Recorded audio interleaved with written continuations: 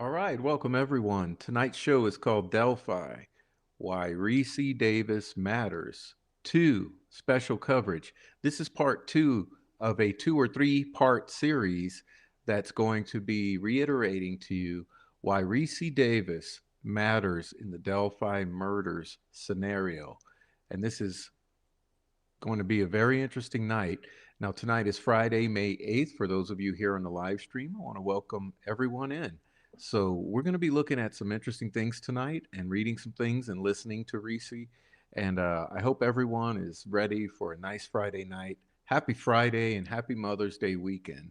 So, go ahead and if you're just watching and you're new, come on in and join the chat. We'd love to hear from everyone, okay? Everyone's welcome in the chat as long as you're nice to each other. And I want to welcome all the regulars. And if you're on the replay, I encourage you to leave comments down below. We'd love to hear from you as the live goes. Leave your commentary with timestamps and all of that stuff. We'd love to hear from you.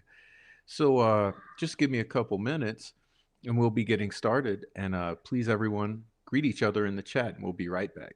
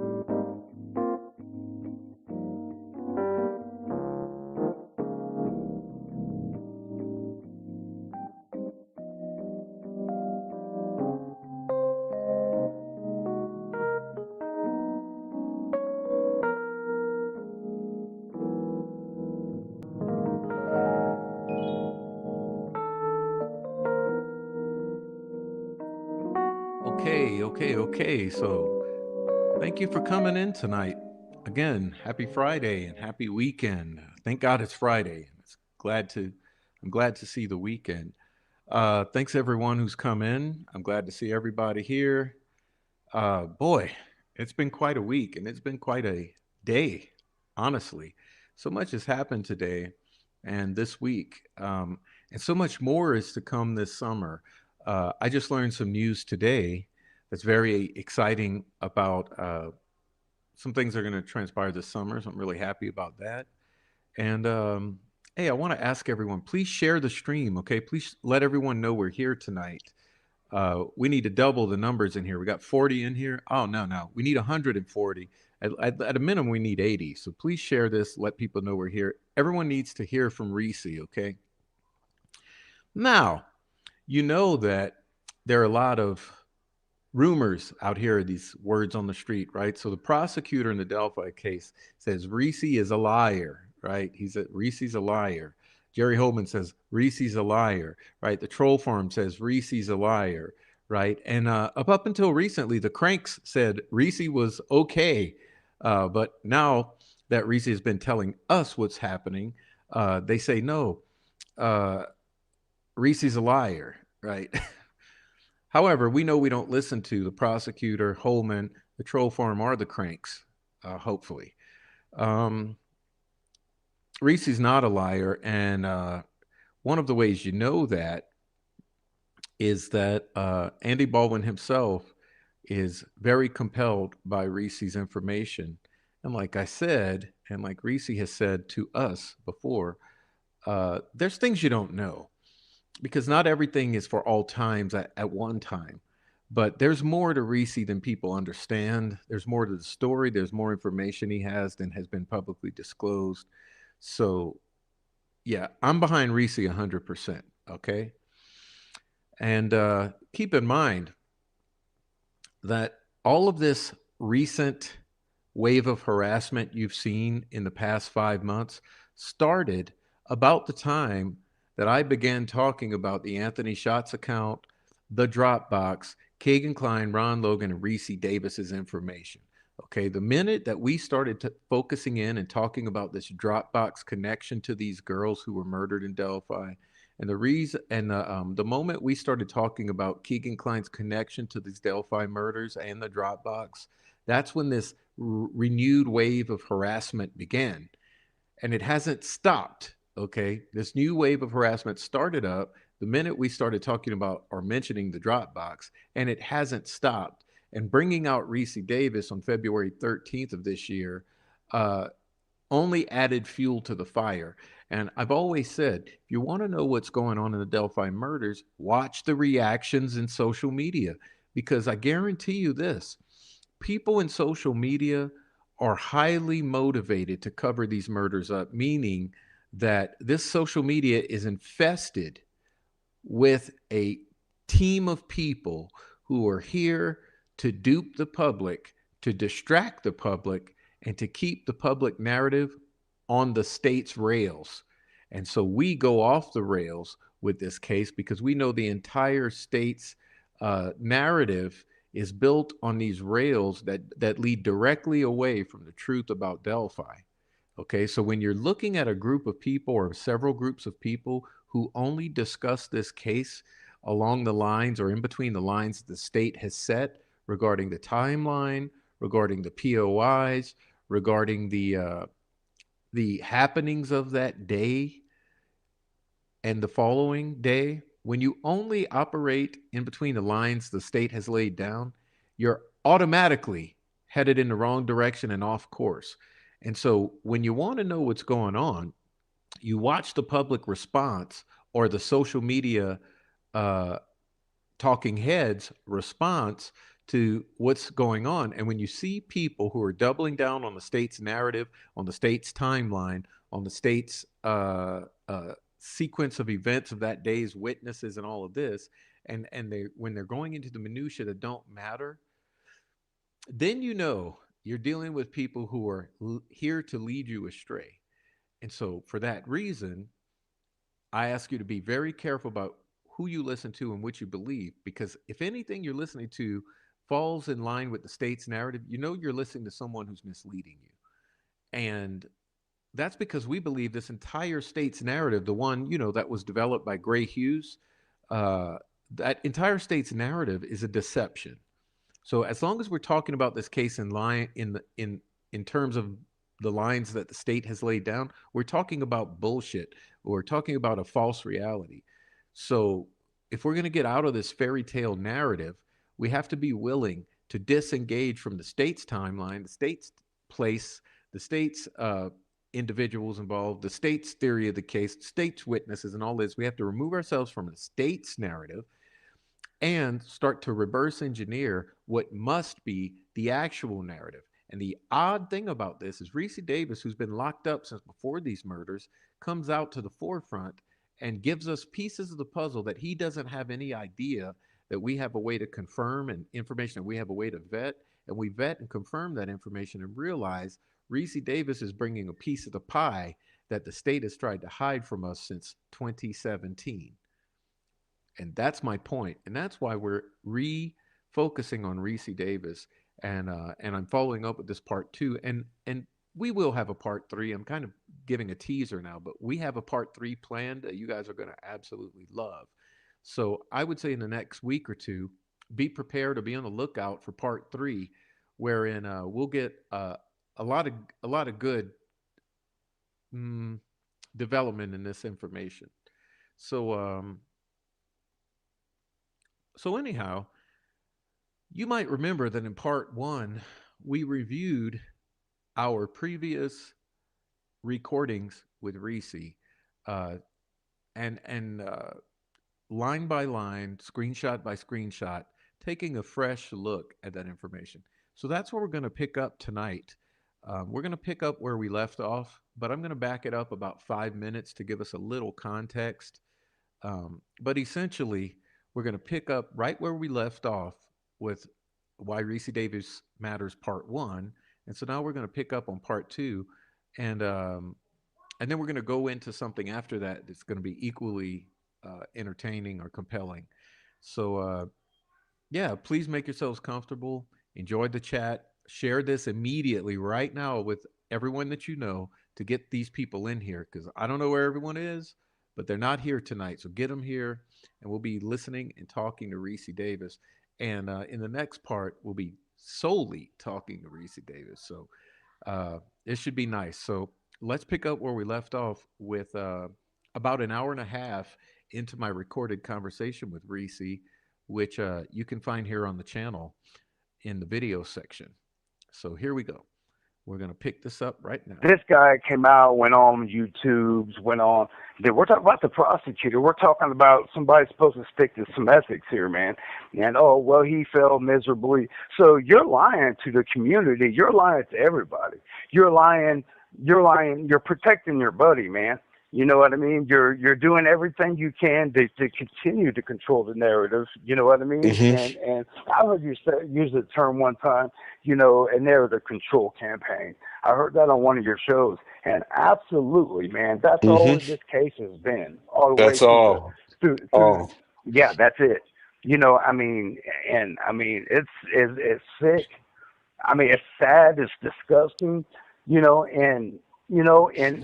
like when I talked to Fox 59, I had a conversation with them, which was a news outlet, and I even asked him on there, man, like, dude, can you sleep at night? Can you look in the mirror, man? And this was the information that I left on the news outlet because I knew what happened.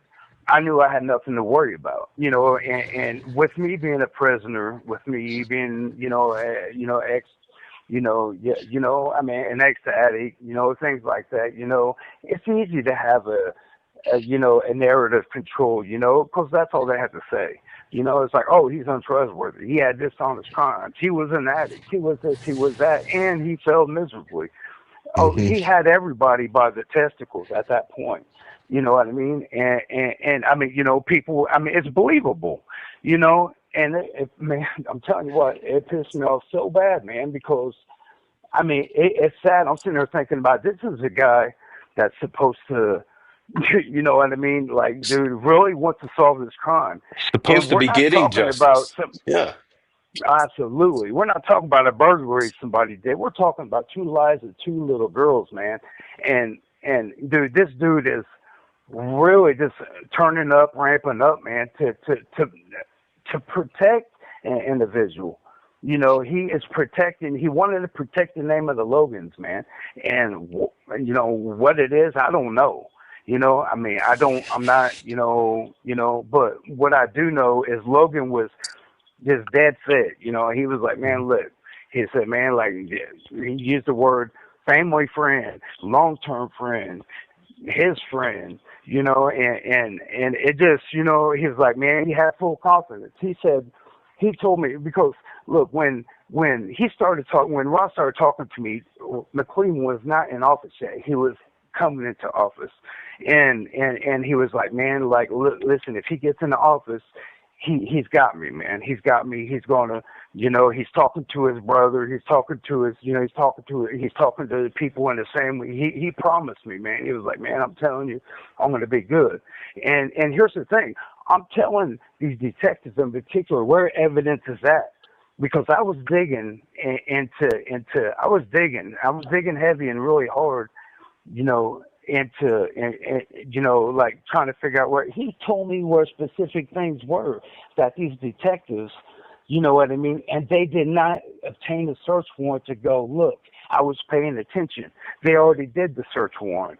You know what I mean? And I particularly told them where certain things were working. And you know what? Ron's sitting here telling me, like, if I get out, if I get this modification, man, dude, I think I can go clean shit up. And I told the detectives that they did not obtain a search warrant after that point to go look into this information.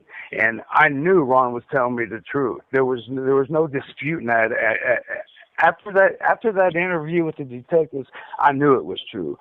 I didn't know if it was true beforehand, but after I talked to the detectives, I knew it was true. I got the confirmation through them just by seeing how they acted and comparing it to the information Ron's giving me. You know, Hmm. and man, listen, it blew my mind, dude. You know, I mean, I didn't know what to think, man. I thought, man, dude, this shit is like, you can't even make it up. You know, this is like some movie shit. It don't make no sense. Detectives don't do that. And I thought, man, something, man, is it me? Am I crazy here? That's what I felt like. Like, that, nothing's making sense. Like, I've never seen anything like this in my life. You know what I mean? Like, dude, we're Hmm. talking about children, man.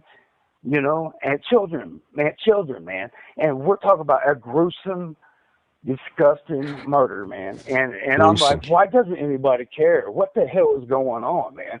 And I knew absolutely, beyond shadow of doubt, this man was telling me the truth after a certain point, and it was blowing my mind, dude. I went in my cell and cried several times, man, because I thought, oh my God, you know, not only I know this dude did this, but nobody's listening, you know, and like nobody's listening, you know, and it was blowing my mind, you know, and I didn't know what to think. I thought, man, dude, it bothered me. It still does. It still bothers me, man, because you know what? You know, I've never had a double back where people that really gave a shit came up here and talked to me again to give me another polygraph. You know, come in and give me an actual polygraph by people that are impartial, you know, and dude, I will take that. You know what I Hmm. mean? And I wrote the Attorney General's office. Man, listen, I even wrote the head of the state police, the superintendent of the state police, as he's telling me this. No response. Hmm. Talking about. Let me just chime in here. Let me just chime in. So Ricci's expressing uh, frustration and disbelief that he's reached out to all of these people and no one's taken him seriously, right? And what's the list of names he gives? So let's back this up for perspective. He says, I reached out to Jerry Holman, didn't believe me, didn't want to hear what I had to say. Jerry Holman. I reached out to Nick McClellan, didn't want to hear what I had to say. Nick McClellan. I reached out to the Attorney General, Todd Rokita, didn't want to hear what I had to say. Reached out to Doug Carter, head of state police, didn't want to hear what I had to say. Oh, odd, right? Odd. Let's see. Jerry Holman, Nick McClellan, Todd Rokita, Doug Carter. Is anyone surprised? Is anyone surprised here that Todd Rokita, Jerry Holman, Nicholas McClelland, Doug Carter doesn't want to hear what Ricci has to say? It's kind of like me when I was a dumbass when I first jumped into this case and I was all starry-eyed over Doug Carter and I said, oh yeah, he's given us some hints about what really happened with this case. Tentacles. He's saying there's tentacles. He's saying could be someone in this room. He's saying you take the photos or the sketch, and the sketch is not a photograph. Photo is not a sketch, and you put one behind the other, or you put them next to each other, and the person in between them. And oh yeah, Doug Carter, he's a good guy. He's the hero of this case. Yeah, right. Yeah, right. Doug Carter, Nicholas McClelland, Jerry Holman, Todd Rokita. Any surprise that no one responded positively to Rei Davis until Andy Baldwin came along? Okay, Andy Baldwin came along. All of a sudden, Ricci got heard. About man, what's his name? Shoot, Carter. Carter. Carter, Doug Mm-hmm. Carter, man. I wrote him 3 times, man, at his office, explaining to him, like, dude, please come up, please send somebody up here, man. Don't send these idiots who just came up here. I wrote him before they came up, and I wrote him after, and I had nobody come up, and after the conviction, Doug Carter gets on TV with Nick McClelland, and he's asked by the media, well, when they asked, well, why did you say that you believed that there was more than one subject to this? Do you still believe that? Oh, we don't believe that at this time. After I done, man, I'm like, oh my God, dude, what the hell is going on? I mean, dude, Doug Carter, man, I wrote him personally, several times, telling him, like, dude, like, please come up, please. Please, I don't want nothing. Please, come up, man, please. And, man, this dude, he wouldn't respond. He would got on national TV with a straight face and sit there and said, man, like, oh, I don't believe at this time. I'm like, wow. I even wrote him about, Klein. And I thought, man, dude, I was just, man, listen, I mean, the only person I was able to get to really listen that knew I was telling the truth was Andy Baldwin, period. Period. And he knew because he knew the information other people didn't know. And he knew. Listen, Andy Baldwin came in here crying, man, crying, tears running down his face, man, because he knew I was telling the truth. As soon as I told him and gave him this information, he started bawling. I've never seen an attorney bawl over a client before, but he started bawling, and it choked me up. It got me crying, with him, man. Man, I thought, oh my God, thank Jesus, man. Thank God somebody's listening, man. Thank God somebody finally believes in me. But he knew stuff that other people didn't. And he was angry because that's the information he wasn't able to get until after the trial. Then when he finally hears it, he's like, oh my God, this is the link. This is what was needed.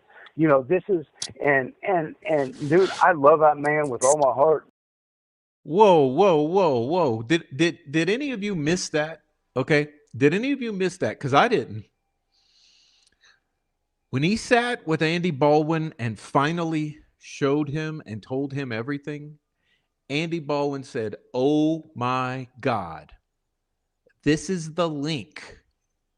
This is what we needed. Andy Baldwin says, oh my God, after shedding tears, this is the link. This is what we needed. This ties together everything. Why would Andy Baldwin say that if Keegan Klein and Ron Logan had nothing to do with the Delphi murders and it was only the Odinists? Okay, cranks. Let me ask you, cranks. Why would Andy Baldwin say, oh my God, this is what we needed. This is the link. If it was only the Odinist and Ron Logan and Keegan Klein had nothing to do with it and Ricci was full of shit.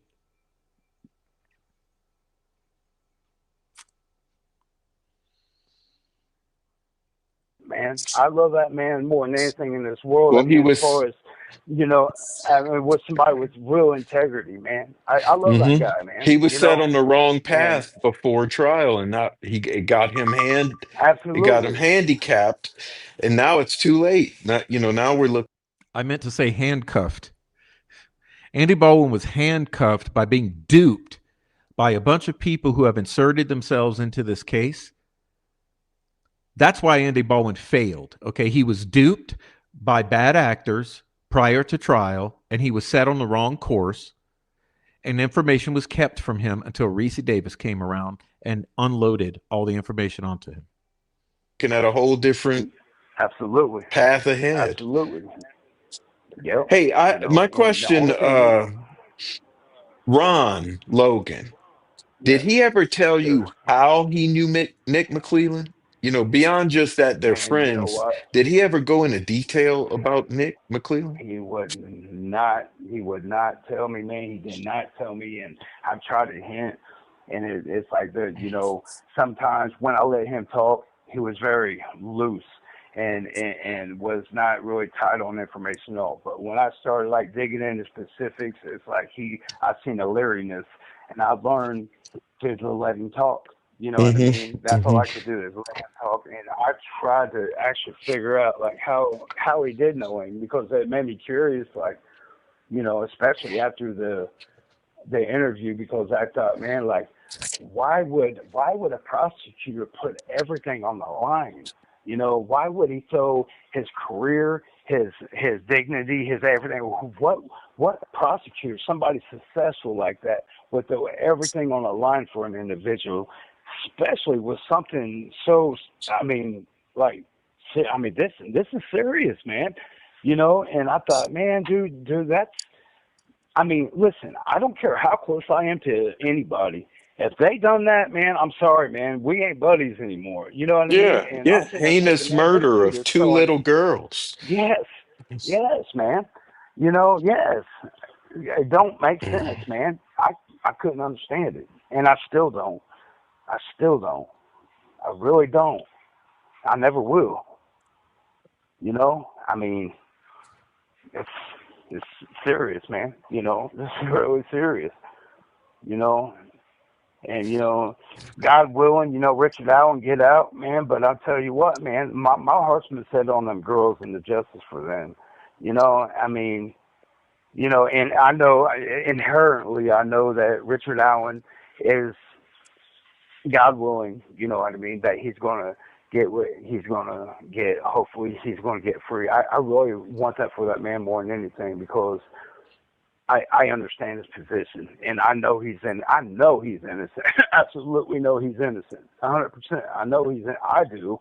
I can't. I can't. I mean, there's nothing I could do to.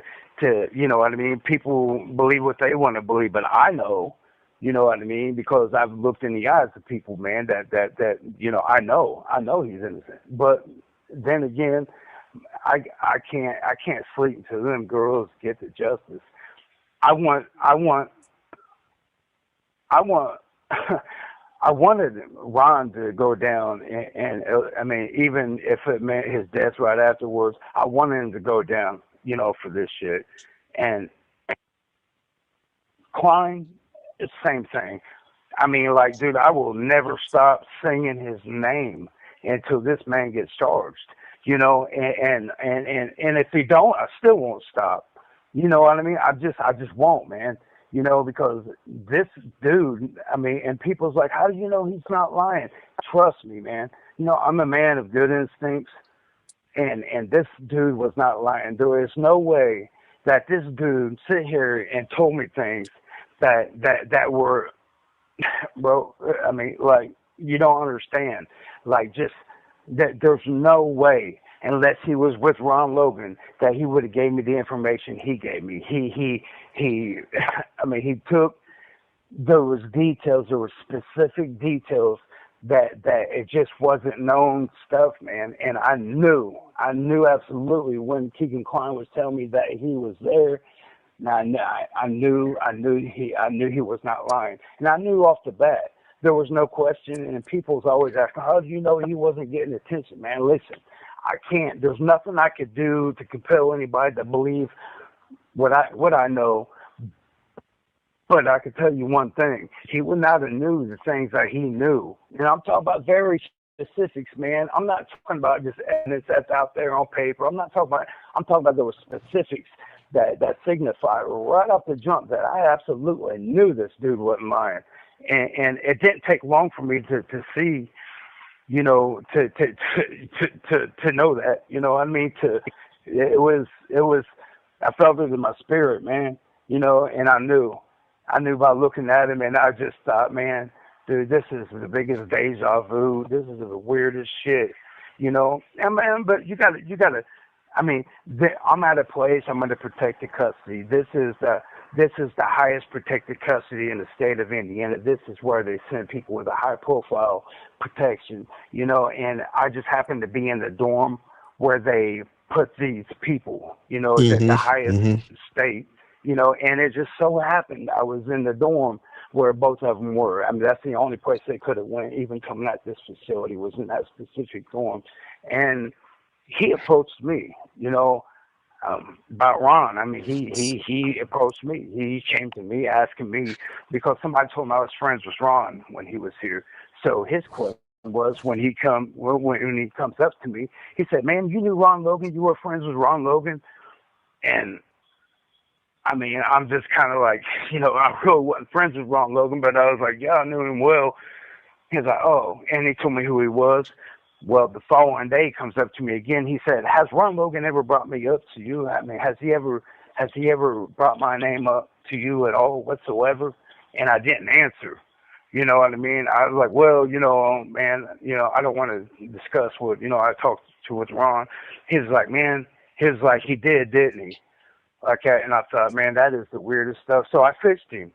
I thought, okay, I was like, well, maybe. He's like, man, what did he tell you? What did he tell you? He kept pushing on me, man. I was like, man, like, that's, I don't want to really get into that. And he was like, man, he was throwing it on me, wasn't he? I know he was. And that's kind of how it happened. I thought, okay, I'm going to see what this dude knows. I was like, well, maybe. And he was like, man, listen. He was like, man, and he wanted to tell me his version. You have 1 minute remaining. He didn't come out with everything. Believe me, he didn't come out with everything at first, but little by little. Just like with Ron, he came, and once he seen me, he felt that some kind of comfort, you know what I mean, that I wasn't seeming like I was judging and stuff. Man, dude, the stuff that poured out of his mouth was just, I mean, it just blew me away, man. I mean, it was just, I thought, man, dude, this dude, he was who Ron was talking about. You know what I mean? When Ron, I just thought, man, this is the biggest deja vu I've ever seen in my life, man.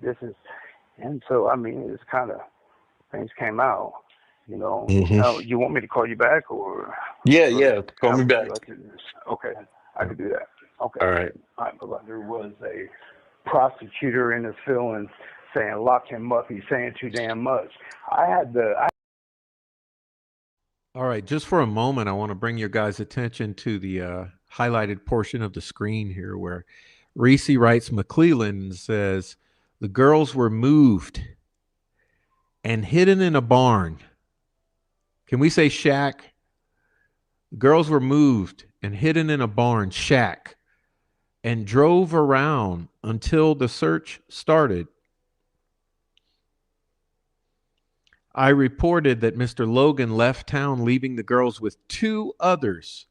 Two others. That makes three, right?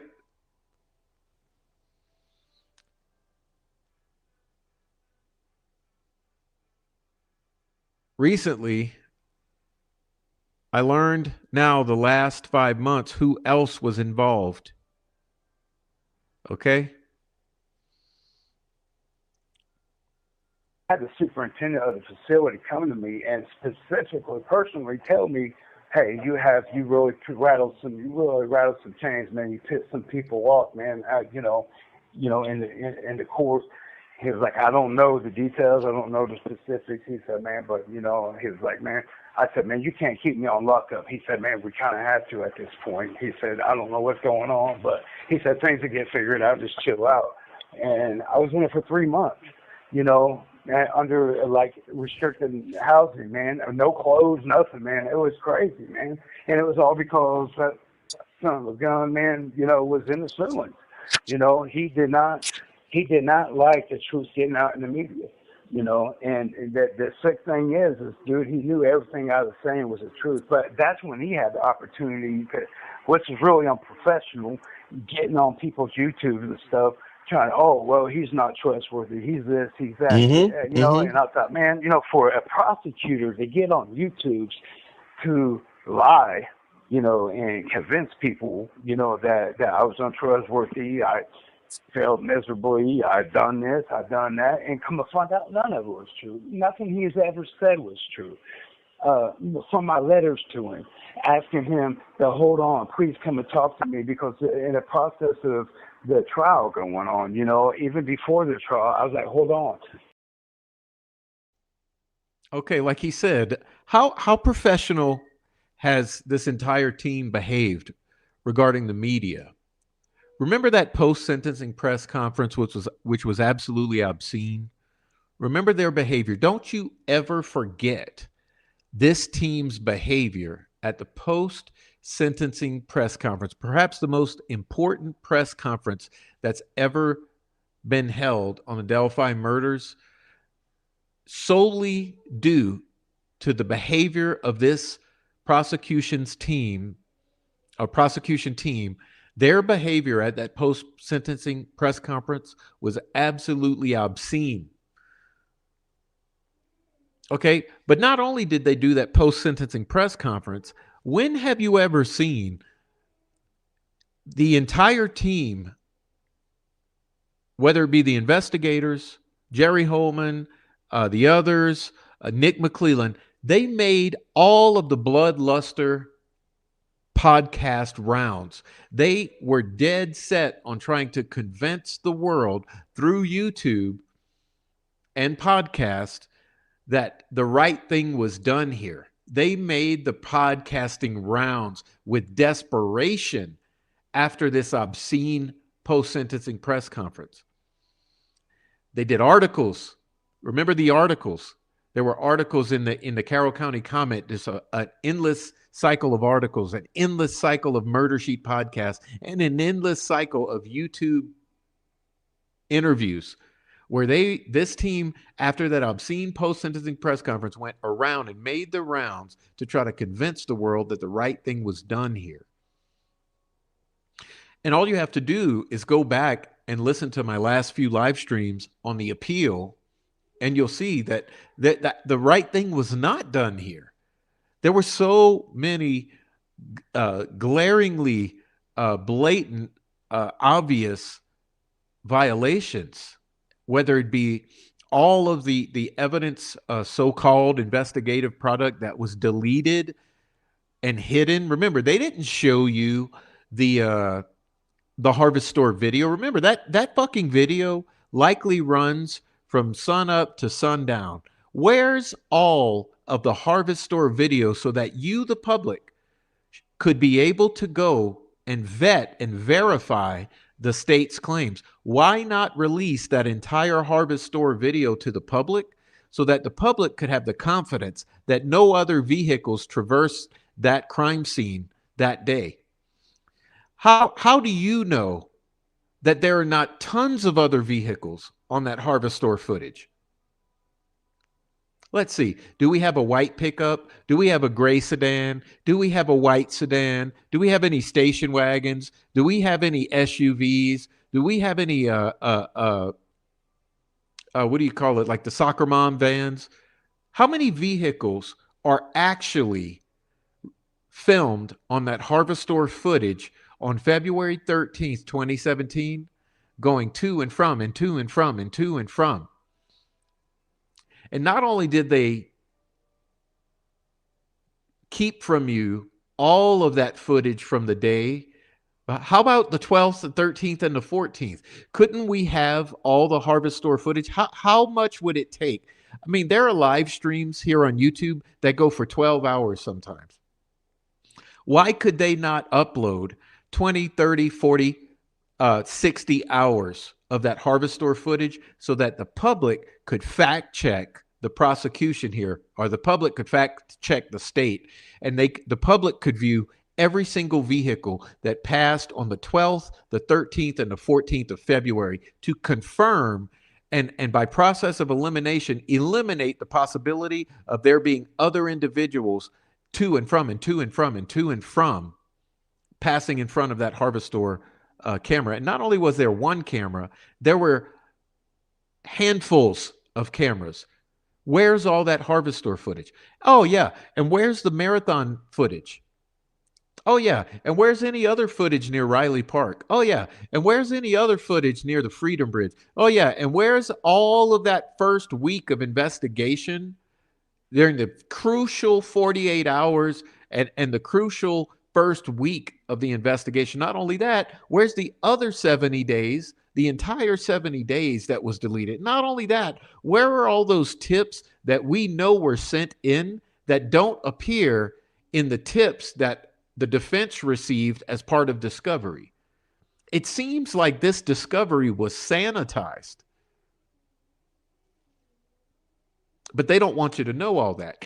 They went in there and selectively screenshot whatever vehicles they wanted to try to allege were involved in this scenario. And they showed you those screenshots of those vehicles off that harvestor footage so that you couldn't go and see whoever else passed on those days.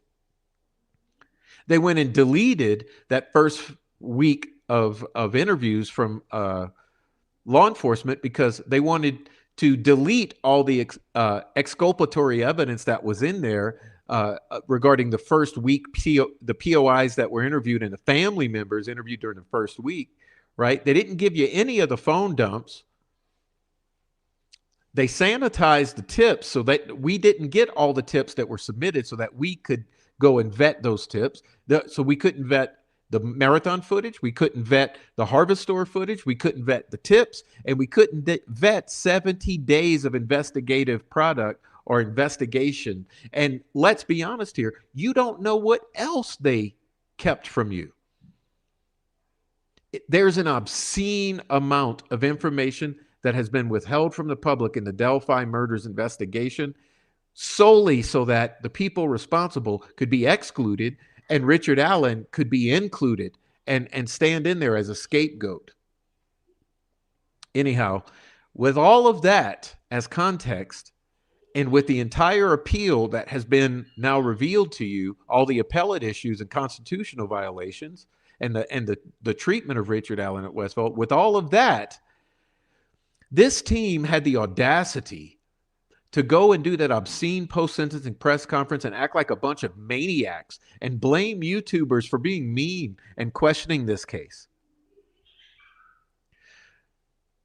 And then they had the further audacity to go and make the podcast rounds to try to convince the public and go do these interviews for the Carroll County Comet to try to convince the public that the right thing was done here and that Richard Allen is your lone wolf killer, with not a shred of evidence other than Melissa Oberg, with her very questionable evidence. And as we know with Ricci, they tried to omit Ricci from this story by claiming they didn't know they had it and not turning it over to the defense, like a lot of things, until the defense demanded and revealed knowledge of this information. Then, only then did they reluctantly piecemeal hand over some of this stuff that they were obligated to in order to not ruin this case. Is it starting to make sense with a little context now?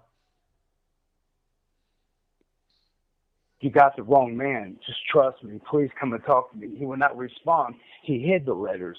He wouldn't tell the defense about the letters.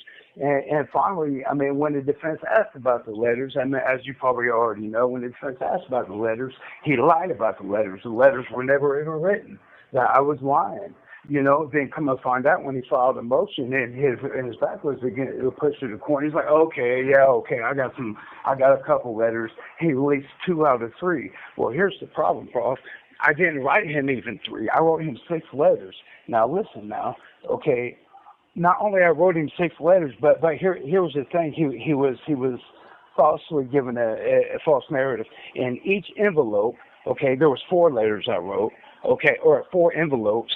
Okay, altogether, but there were several letters in each envelope, man, because I was saving postage, right? Not only that, but there was letters from Keegan Klein, okay, in the envelopes. He never, to this day, released them letters that from Keegan Klein.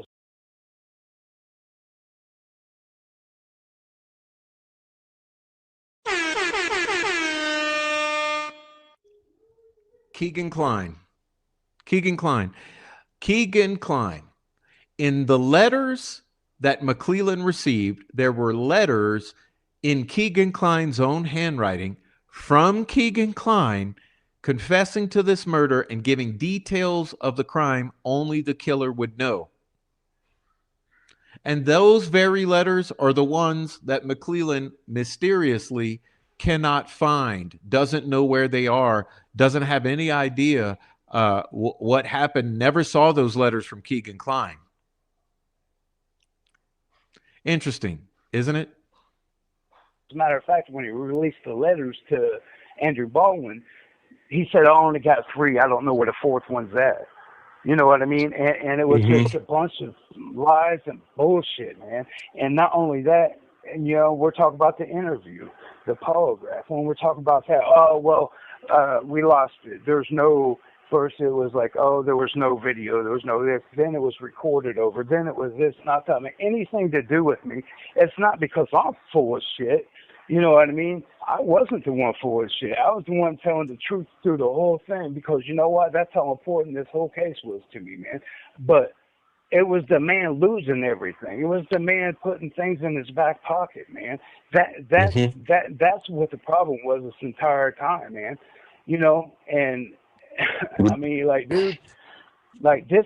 I mean, dude, I had crucial information for these detectives, man. If they listened to what I said, what this evidence was, you know what? They would have found it. And not only they would have found it, they could have came and prosecuted him. It was something significant enough. And I even told these detectives, if he gets out, he said he's going to go get it, and please go look.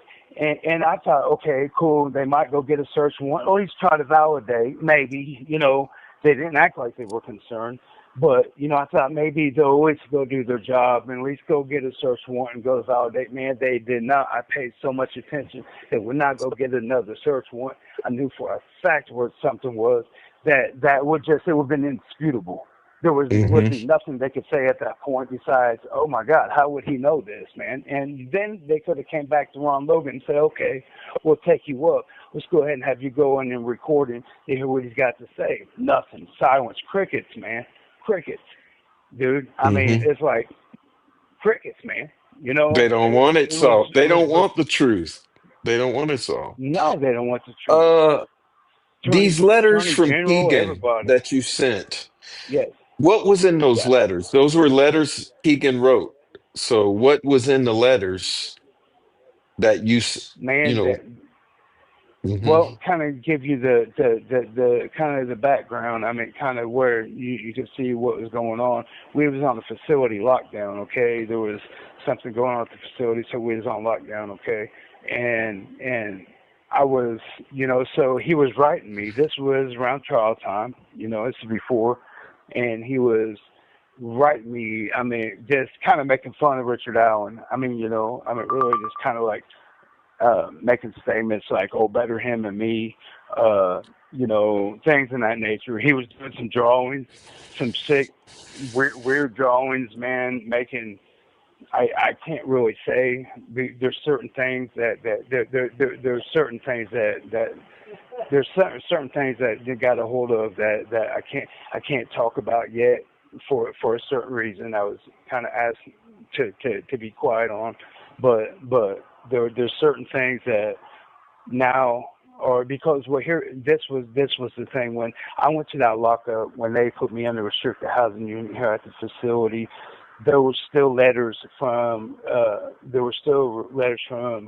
Keegan Klein, and I told the defense, I explained, hey man, there's letters I can still access. I can't.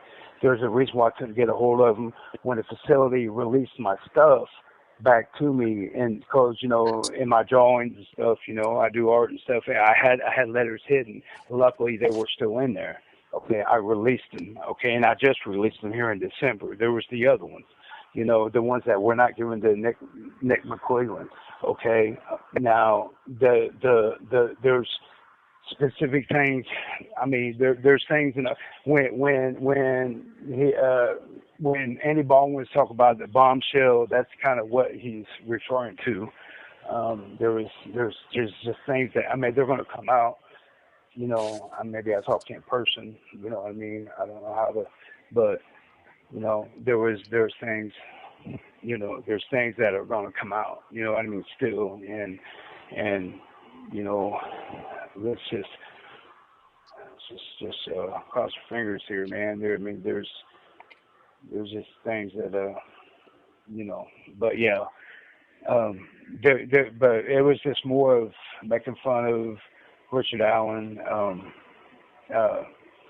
There was things that he said in there that were I mean, we'd have to speak on the side, bro. In other words, there's things, okay? There are letters from Keegan Klein. This is what he's saying. And I said this last time. There are letters from Keegan Klein that Ricci still has because he hid them and he didn't send them to McClellan. Therefore, they were preserved. Andy Baldwin has those, right?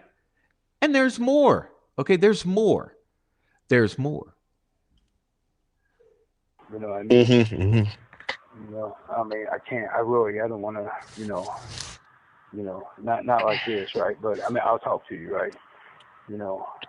But I can't at this point. You'll understand,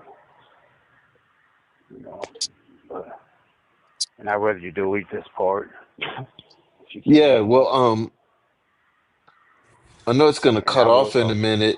I want you to tell me, Mhm. we'll start a new one when you call back. But Sure. However you I want to like you do to it. like run down you know how you ran down um Ron's story for me? Sure. Maybe Yeah. run down Keegan's and then, Okay. Yeah. I got you. and then I got you. Yeah. Yeah. I got you, bro.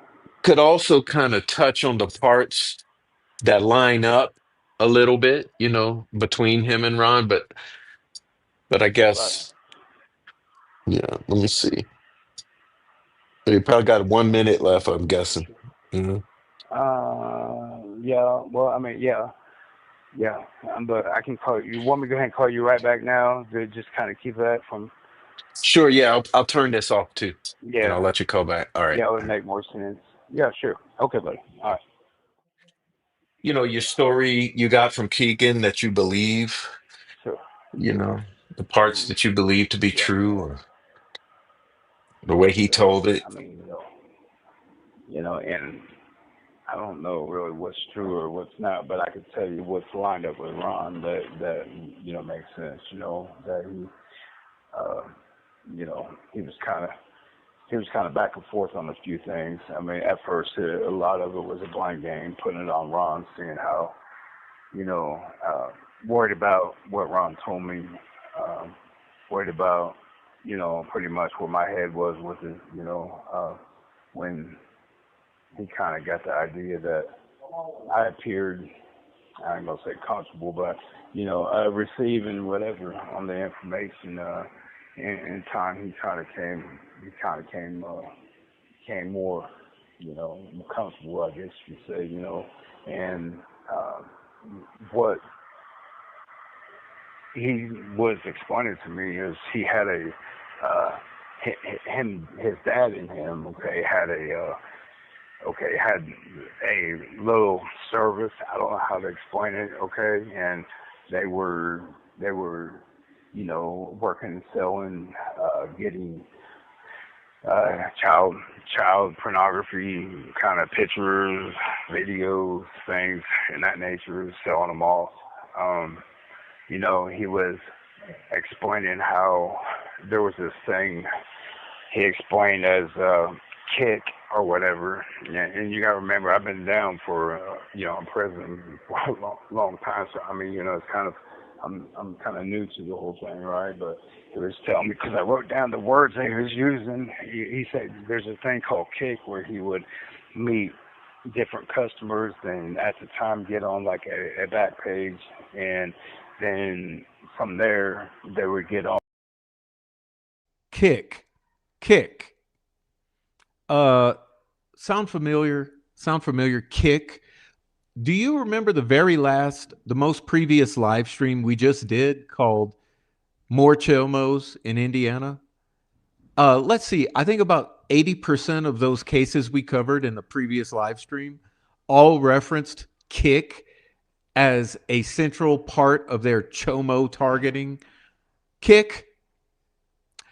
How would Reese Davis didn't even know kick existed. He only knows this because he wrote it down. He just said that. So I'm gonna back it up a second. Hold on. I'm gonna back it up a second.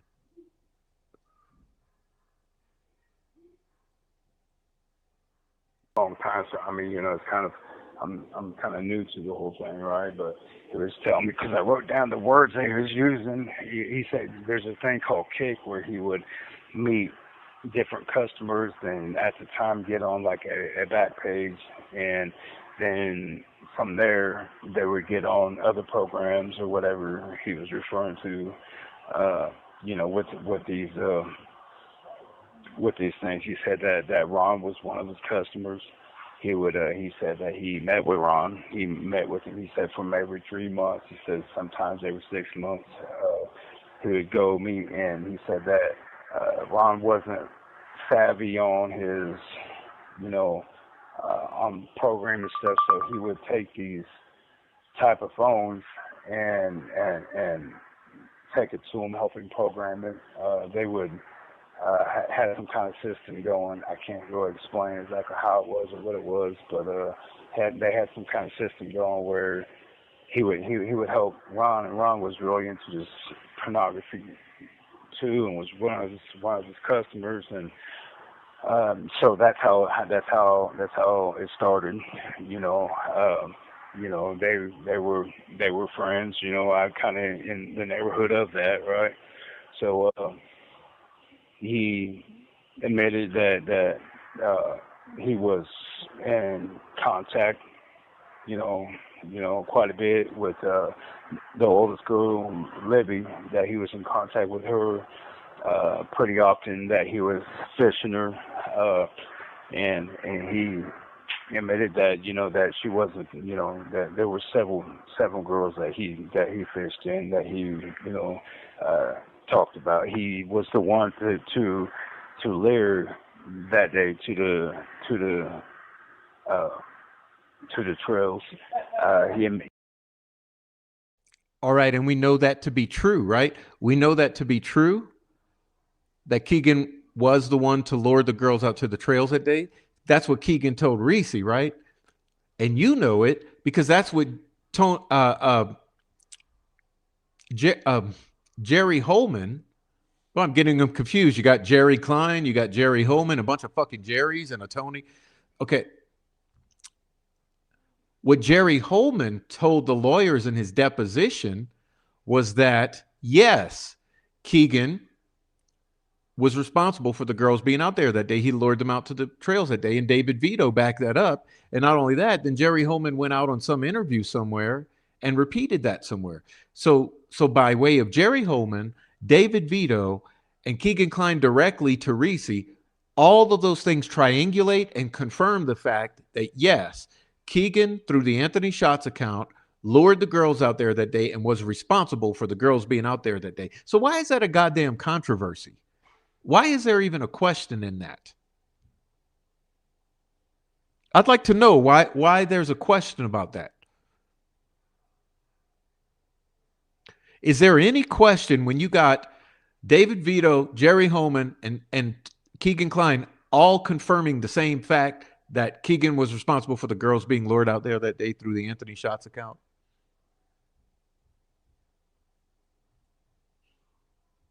Bruh. He admitted that. Now, let me kind of help you understand. He explained to me that Ron wasn't exactly originally a willing participant in this, right? That he explained that he blackmailed Ron with the fact that of the child pornography ordeal, that Ron really wasn't, willing to be part of this thing that they had going, right? And him and whoever the other individuals, whatever, blackmailed him, and that's when he said that they were all drinking. He said that they showed up. There was another individual that followed him from wherever he came from. He said he left his phone at home. That he had some kind of setup, some kind of program, to make it look like that there was activity going at home. He left his phone there so it wouldn't trace his activity. He that his traveling. He took these burner phones, these phones that to deliver. Okay, and it wasn't only to Ron, because from what he described, there was another individual that walked to Ron. So, I mean, I would imagine it'd be walking distance, but walks from somewhere to Ron's to pick up a phone.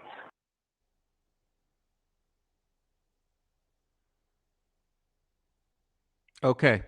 All right. I'm going to stop it here because I'll back it up a bit. Remember, I said this in the first time we went through this. Someone within walking distance. Someone within walking distance. Let's see. We got a couple in the Frank's memorandum who could be within walking distance. We also have Benjamin Mears, who lives across the street within walking distance and identically resembles the person that Sarah Carbo believes she saw in a tan or I don't know, brownish Carhartt that could have been muddy or bloody. Benjamin Mears. So we got Benjamin Mears in walking distance and two of the individuals from the Frank's memorandum. So what the hell is Ricci actually saying? What did Keegan actually mean? Who did he mean? Let's back that up a bit.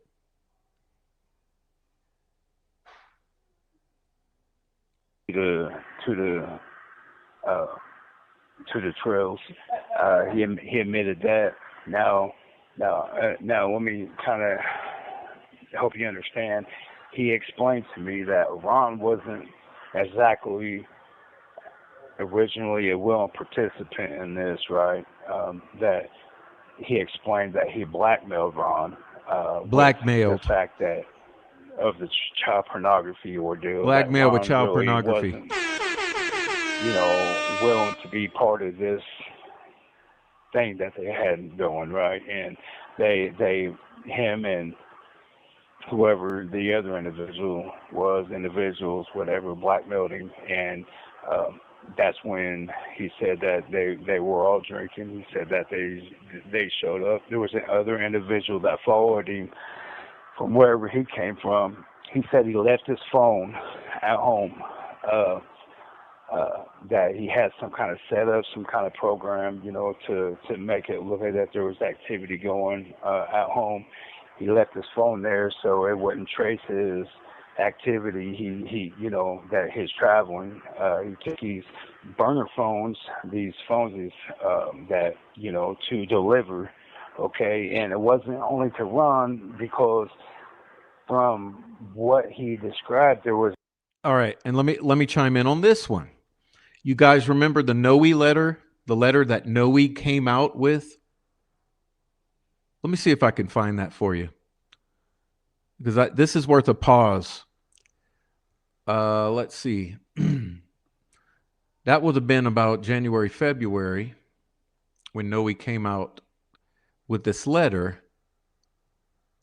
which is absolutely unbelievable because of what's said in this letter, right? Let's see.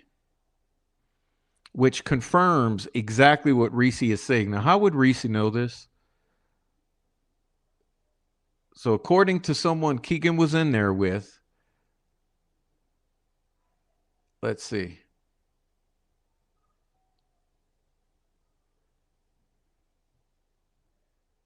Come on, Prof, find it. I wasn't prepared with this. I should have had this prepared. Let's see.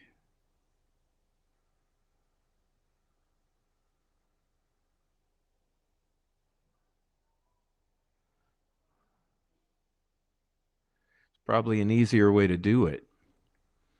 It's worth taking the time. Okay. So let me go back to January. I'll find this for you guys. Uh,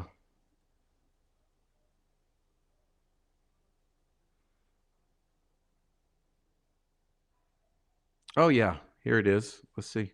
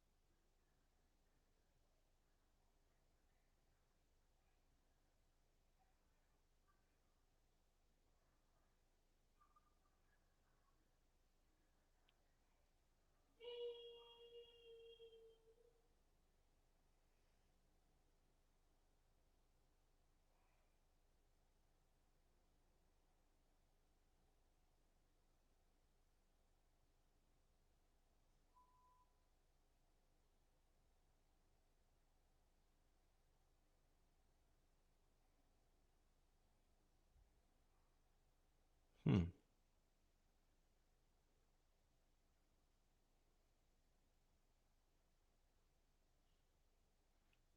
Having trouble finding it. I thought that was it. Let's see.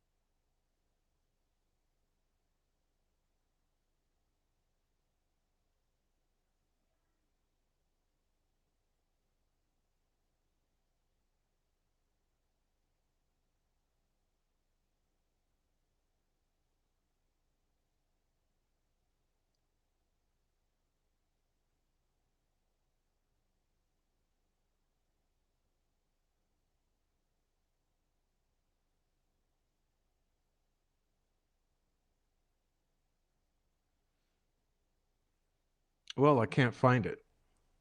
For some reason, I can't find it, but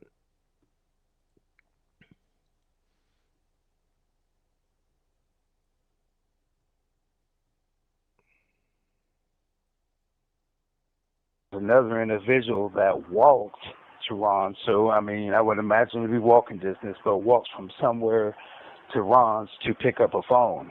This was before the murders occurred. This was before, so when they, he got there, he said there were some issues going on with some other individuals. Him and whoever came with him followed him from his home, whatever, helped get people, out from Ron's. They stole from him. From Ron, they stole some things out off of him. They vandalized some stuff around the graveyard. Okay, which confirmed exactly what Ron told me. Ron said the same thing. He was really pissed off about it. He was like, man, these son of a bitches tore up, painted shit. They broke bottles. He said, man, he said it was a mess. So that's and Keegan confirmed that, 100%.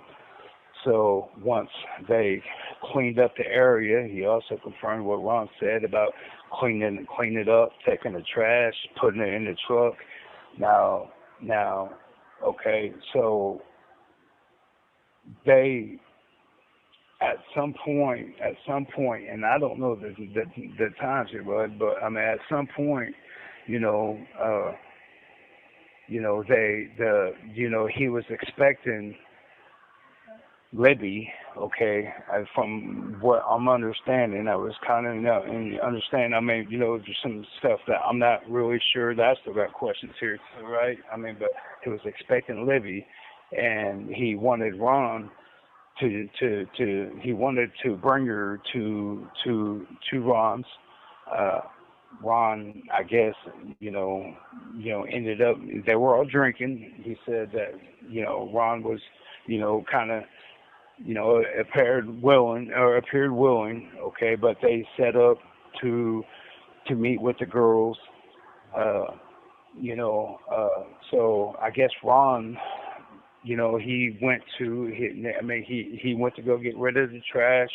They have already picked the girls up. He said that he waited on Ron, as he went to go get the girls. He explained to me a lady, they drove all together. Here, let me kind of back up. Okay, there was three of them. Ron, another individual, the person that followed him out there, and himself drove around, and they all went to go try to get the girls. Okay, and they pulled the car off the road. Okay, he explained that he tried to make it look like the car was broke down. Okay, they all went to pursue the girls. Keegan said he went back to the car. He had to go back to the car for something. There was a lady that pulled up. He explained there was a lady that pulled up behind his car. As the goods broke down, he informed the lady, hey, my dad's on the way to help me. Everything's okay, whatever. And the lady pulled off. He said that once he got thinking about it, he got nervous. He said he got back in the car, drove all the way back to Ron's, contacted him, said, hey, I'm walking through the back of the property. I'm going to meet you guys. Go ahead and get the girls. He said that he walked down a path that Ron showed him. He said it was a really narrow path. He said, man, he was like, Ron showed him. Okay, so he walked all the way through the back. Somehow, they all met together. He said there was a confrontation. He said as soon as he met up with him, that's when Abby got loose. Okay, he was yelling at Abby. He was yelling at Ron to get a hold of Libby. And he kept telling to cut Libby, and he did. But he said it was real superficial, and it pissed him off because they were trying to get the youngest girl back because Libby was yelling for to call the police, call the police, and wanted her to run, and pretty much they threatened her, said, man, if you don't come back here, we're killing her. They got her back. They coerced her back. She came back to them. They cuffed them back up. They both got cuffed up. They said something in between time about getting undressed. They were getting them undressed. That's how Abby got loose, because they were cuffed up from the beginning. At the very beginning, once they got down the hill, they were cuffed up. Said that when they got uncuffed to get undressed, that's when she slipped the cuff and she took off. you know, and it's real sad, but you know, she was, you know, Libby was like, run, run, and they were yelling at her, if you run, we're gonna hurt her, you know. They you know, they got her back.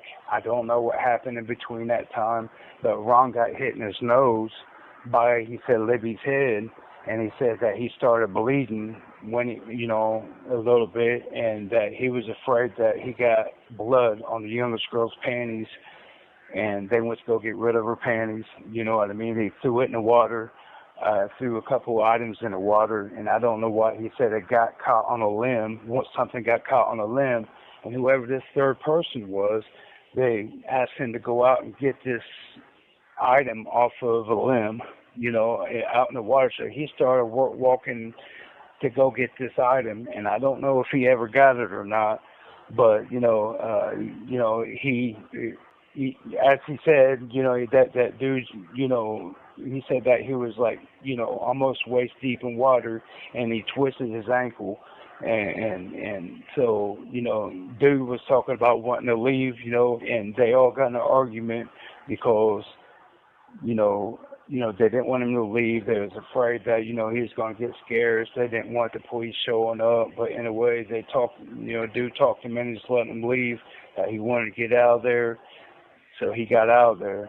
And it was only Ron and Keegan at that time. And, you know, if there was, and there's somebody ended up showing up to the house. I don't know who. I don't really know any names, man. I was fishing real hard. That's when, you know, they took they, you know, I don't know when Libby was exactly killed, but she was killed in between where you know, the girls got loose and got naked and going back to the house. Okay, and they said that she was screaming, freaking out, and they wanted to shut her up. You know, they dressed the youngest girl up. They didn't want the youngest girl to obviously look out of place and look you know, be naked and stuff. So they let her get dressed up, and they took her back to the house. They took her in the house. Libby, they ended up getting a tarp. They put her in the tarp. They got her to the barn. They kept her in the tarp. And come to find out that she wasn't dead. They didn't find out to the next day before they had to take the youngest girl out, and neither one of them wanted to take her out. Excuse my ADD here. But when Libby the next morning was going to take Libby to her final spot, they noticed she was still breathing. He said, man, everything was just so confirmed, you know, from what Ron was saying. And Ron never said who ended up, you know, killing Libby, but, you know, Keegan answered that question. He said that when she was, they went to lift her in the wheelbarrow, she was still faintly breathing, and he got ahead and killed her then, you know, while she was in the wheelbarrow. She was, you know, still on the tarp. You know, they killed her. I don't know when they killed the youngest, at what point, but they argued about who was going to kill her. I don't know who did that. You know, I don't know who decided to do it, but neither one of them wanted to do it. They was going to get the girls out of the area. Ron said when he came back, this was okay. Let me rewind. When he came back from Lafayette the next day or whatnot, there was drones. He said that there was drones in the area. Their plans was to, you know, try to get the girls out of the area. Keegan made a comment of wanting to take one of the girls, you know, with him. There was pictures taken. I don't know, you know, exactly what. There was pictures taken of the youngest for sure, and I know it sounds disgusting, but took pictures of the crime scene. I don't know what. Pictures taken. Pictures taken. Pictures taken. Which absolutely 1,000% confirms the rumors going all the way back to 2017. Hey, have you guys forgotten about Sheena Cottrell? right? Nick Edwards, Garrett Kurtz, who all lived or who were known to be centered in Peru near Jason Palladino. So Palladino, Cottrell, Edwards, Kurtz, all of them discussing a snuff film or footage or audio, video, and photography of these murders. Okay, so let's see. Persistent rumor going back years about a bunch of people centered in Peru, right down the street from the Kleins, discussing a film of this crime or photography at a minimum of this crime. Ricci's been in jail the whole time. How would he know? How would he know those rumors? And why would he spread this piece of the story with this detail? Well, and we know this. Some of the leaked crime scene photos were not taken by official crime scene photographers. So where'd they come from? When you had a whole handful of people in Peru discussing that there's film of this crime, particularly Ashley Garth, Sheena Cottrell, Nick Edwards, Garrett Kurtz, and whoever else I'm forgetting.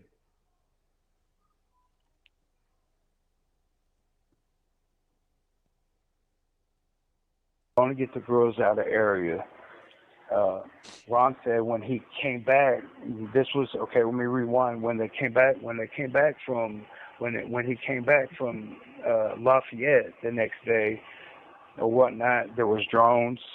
He said that there was drones in the area. Their plans was to try to get the girls out of the area. Keegan made a comment of wanting to take one of the girls with him. There was pictures taken. I don't know, exactly what. There was pictures taken of the youngest for sure, and I know it sounds. Pictures taken of the youngest for sure. Disgusting, but took pictures of the crime scene. Pictures of the crime scene. I don't know what his intentions were for it. He did say he went to go sell some of the pictures of Libby, and he made fun of her. He was talking about her. So Keegan tries to go sell pictures of this incident of Libby and was making fun of her because of her weight? Her weight and how he couldn't really sell them like he thought he could. Pictures of Libby, and he made fun of her. He was talking about her weight and how he couldn't really sell them like he thought he could, and really kind of making a sick joke about it, talking about how big she was and things of that nature. He couldn't sell the pictures. There was kind of a lot that he said. He was there with the girl. He kept her in the bathroom. He cleaned the bathroom up real good. He said he even bleached it. I don't know really. And this is Keegan the phone. this is Keegan all saying This was this. it's Keegan saying it, and Ron said a lot of it. He didn't really say what Keegan did when he was gone. But Keegan filled in the blanks on that about keeping her in the bathroom. Now, this is really messed up, but Ron said the very next morning, okay, this is as soon as they took the girls to the final spot, okay, and came back, two other little girls, I know it sounds messed up, come knocking on the door, asking to search the property, saying, we have two school friends that came up missing. Do you care if we look around the property? He said he almost told him no. He got real nervous. He said, but where they took him, that you would have to know the area, and that he felt pretty confident that that they wouldn't find him, directly find him, and so he go ahead and approved him to look around on the property. And he just said he was just a nervous wreck. and that he thought it was bizarre. Two other girls came and knocked on the door, but he was up all night, and he said he was freaking out when they knocked on the door. That you see that made him a nervous wreck. He even told me that that I think it was the next morning or something that Abby's mom. You have 1 minute remaining. Abby's mom came to him and made a comment as like, I know you had nothing to do with this and stuff like that. He said it made him really nervous that she did that, that she came and talked to him. Well, I had a friend that talked to Abby's mom and confirmed that she did say that, And that this is Ron. conversation did take. This is Ron. Yes. Yeah. Yeah, Ron. Okay. And Abby's mom confirmed that conversation did take place. Um, you know, Mm. so, Okay. So Ricci's friend, whose name shall remain unknown, but I've confirmed and corroborated this story. Ricci's friend calls Anna Williams and said, "Hey, did this happen? Did you go talk to Ron and tell him, yeah, I know you didn't have anything to do with this?" And you know what? You know what Anna Williams did? She fucking confirmed this tidbit from this story. She confirmed this tidbit, thereby corroborating this part of the story that Ricci is telling. you want me to call you back again? Yeah. Yeah. Okay, Hmm. yeah, I got you, brother. Yeah. Okay, give me a Right. second. Thank you for She's using. like, yeah, that conversation did happen, as a matter of fact. But she went back from that to, but I still don't think he did it. Hmm. Like weird, very weird. The reactions from the family are so bizarre, dude. Like really bizarre, man.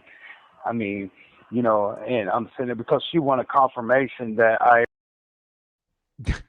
Yeah, no shit, Ricci. No shit, Ricci. The reactions of this family since before day one, the reactions of this family in its entirety have been absolutely bizarre. People always wonder. They say you're family bashers. You're family bashers. No, when people are pointing out oddities in your behavior, that is not family bashing. That is pointing out the obvious. The Patty family, the Germans, and the Williams have always been extremely fucking bizarre. Okay? And we all know that grief is different. Everybody expresses grief in a different way. People mourn in different ways. People feel stress in different ways. But still, on a basic human level, the public has always questioned the families in this case because the families have behaved extremely bizarrely, just like law enforcement.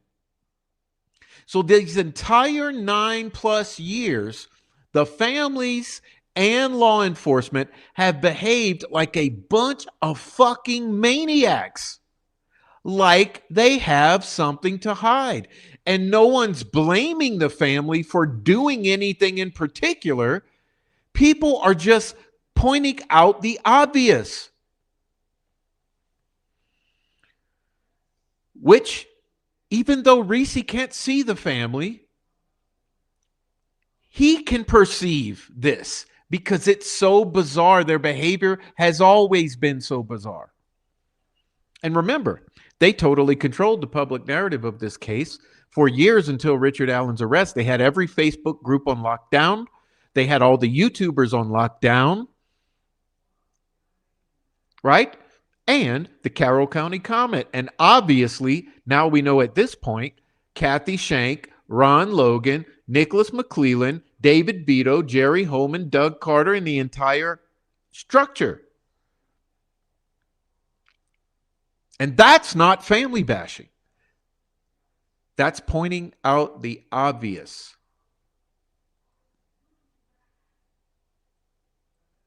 I mean, people do it all the time with Jean-Benet Ramsey, right? All the time with Jean-Benet Ramsey, they point out the obvious, that the family acts strangely.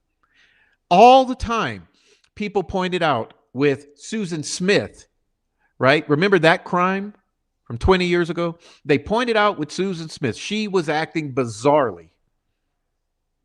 Chris Watt. In all of these cases, people point out the family is acting strangely. Well, why in Delphi does that end up with death threats and doxing?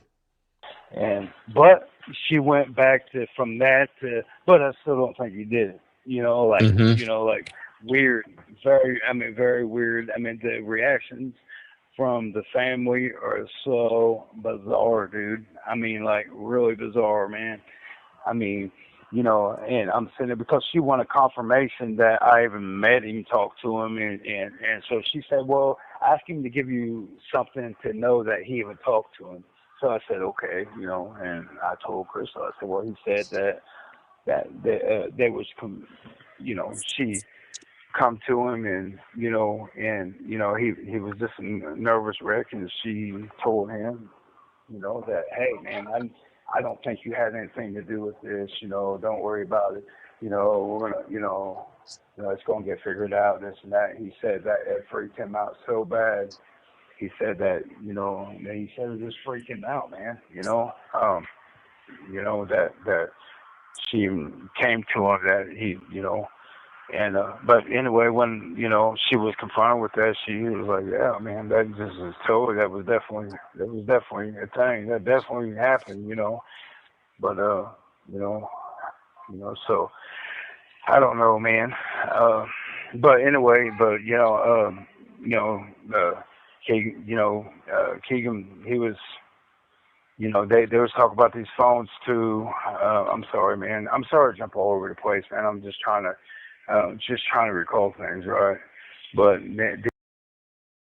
no, you're not jumping all over the place, Reese. You're disturbed because this is very disturbing, and everyone knows that this is a very disturbing case. Everyone knows that. And hey, if you've seen the crime scene photos, you really know that it's a very disturbing case. Haven't you seen the crime scene photos? Everyone needs to see the crime scene photos. The moment you see the crime scene photos, you will understand that this is a very disturbing case. And there's no way it went down the way the state says it went down. These phones, these burner phones and stuff got, they got smashed up. Some of them were taken to our town to another dump site that they had a friend at another dump site that worked at another dump site. Another friend who worked at another dump site, a landfill out of town. Oh, what are the odds? And took them there, and the other ones were taken to Battlefield, Indiana, smashed up over in, I don't know what's it, some white water, I don't know what, low river. The Wabash River. Through there. Is that what it is? Wabash. Okay. Yes. Wabash River. So them phones were put in Wabash River, over there towards Lafayette and Battlefield. Say that again about the dump site, about their friend and the dump site. Say that again.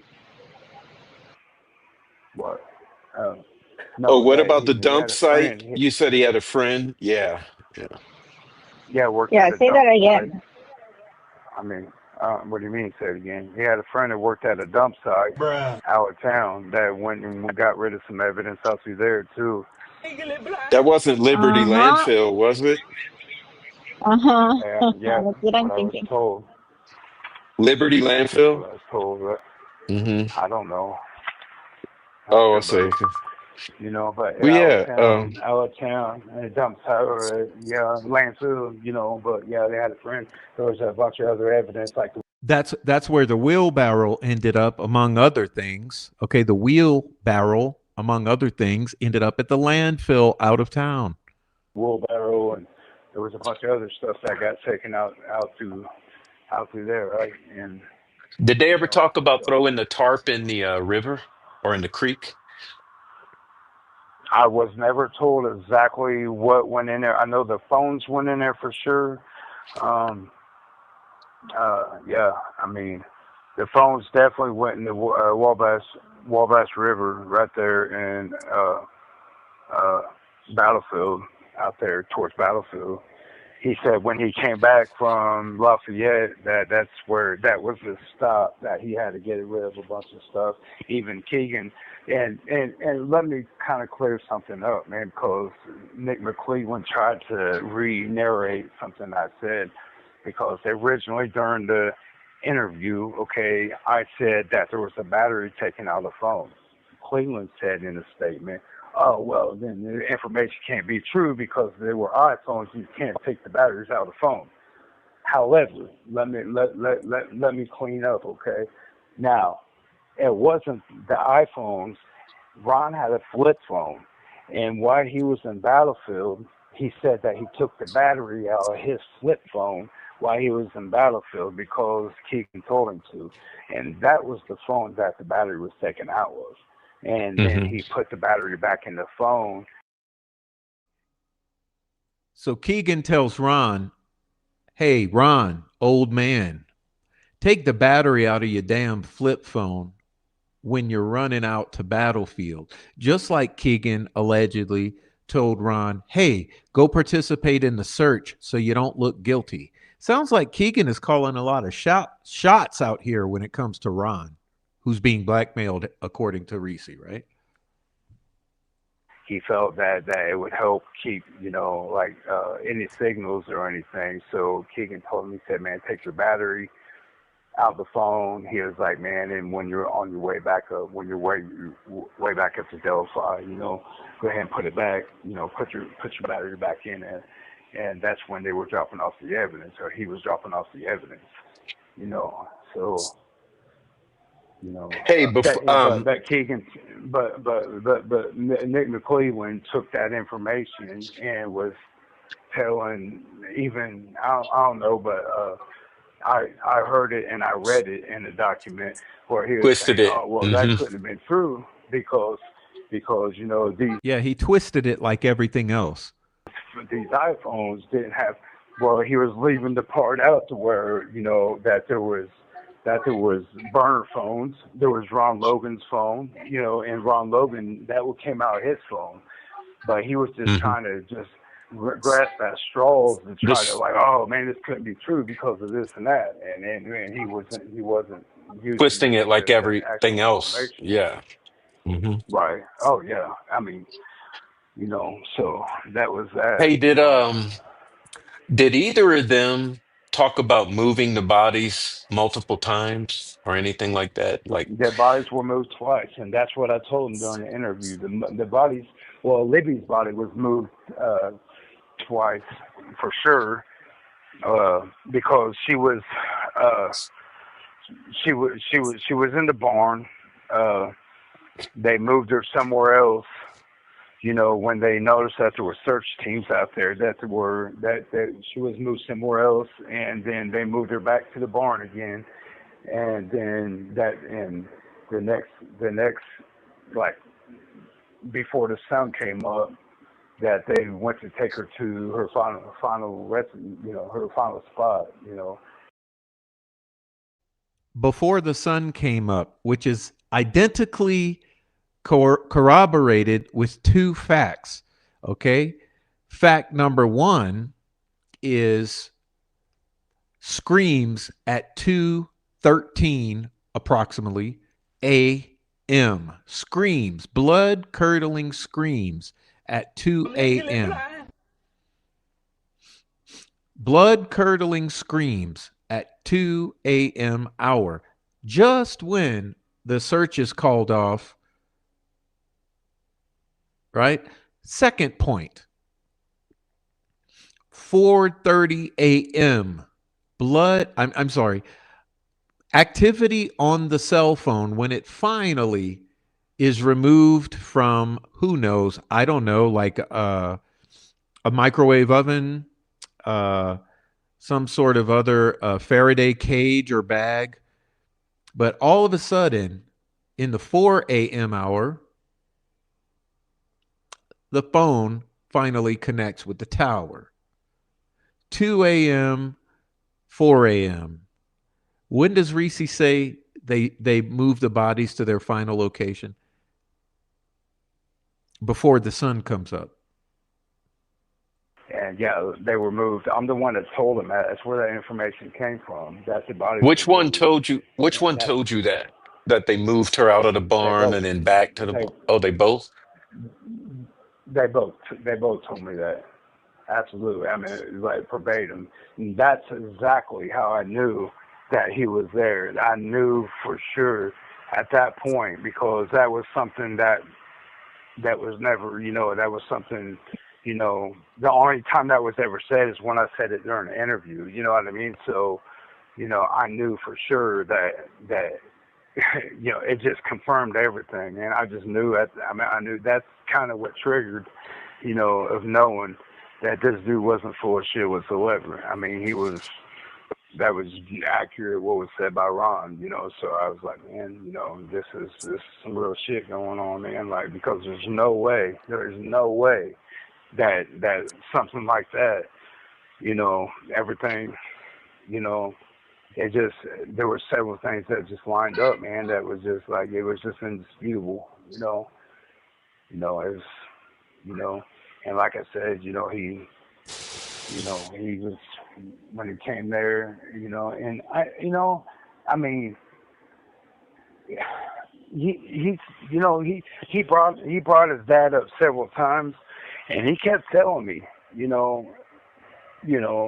several times, okay? I mean, this was said several times. He said, man, the reason why his dad and him fell out was because that they felt like they were going to flip on each other. They were going to rule on each other. And he was like, I don't trust my dad. His dad don't trust him. They fell out. And, and here's the thing, I mean, if they got a hold of his dad and put the pressure on him, which I don't think they want to do, and put the pressure on him, they're going to get the story, man, because they got to put the heat on one of these dudes, man, especially his dad. I mean, because even Keegan told me his dad's really weak, fragile-minded, and he's afraid that he's going to roll on him. Now, here's the thing. What is there to roll about if you're already charged with your little child shit? Excuse my language, man. If you're already charged, there's nothing you have to worry about but the next thing. There's, dude, your dad had to be some kind of complicit in this somehow, I mean, what's he going to roll about, and why is he afraid you're going to roll, unless simply he was there, Mm-hmm. and I mean, but he never said that, man, and, I'm not going to bullshit and say he ever said that. He never said that. He never said he was there, but everything was like, it was, inferences, man, everywhere, dude. I mean, he was like, like, my dad's going to roll on me, man. I know he is. It's going to be over with. And it went to, well, he feels I'm going to roll on him. And, so it's, I mean, but they was planning, they even said that they was planning to take even one of the girls with them, Planning to take one of the girls out of town. What is that called? Oh, yeah. Human trafficking, right? That's called human trafficking. Is it not? They were planning to take one of the girls out of state. But yeah, there's nothing to see here. Out of state. I mean, they were going to. That was a plan. Mm-hmm. It was a plan Mm-hmm. that obviously didn't happen. But that was. It scared him. Man, he said it scared the man that Libby just freaked all the way out, screaming. He said that she started screaming so bad that Fought like hell. Fought like hell. Libby fought like hell. See, this is another thing. How would Ricci know this?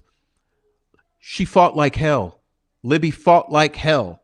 They stuck together till the end. Decided to end it, and this was after the first time, after Ron gave it, cut her, and it was superficial, you know what I mean? He said that it was just enough to let Abby know, he said, but when she started screaming and freaking out, that there was only one way to shut her up.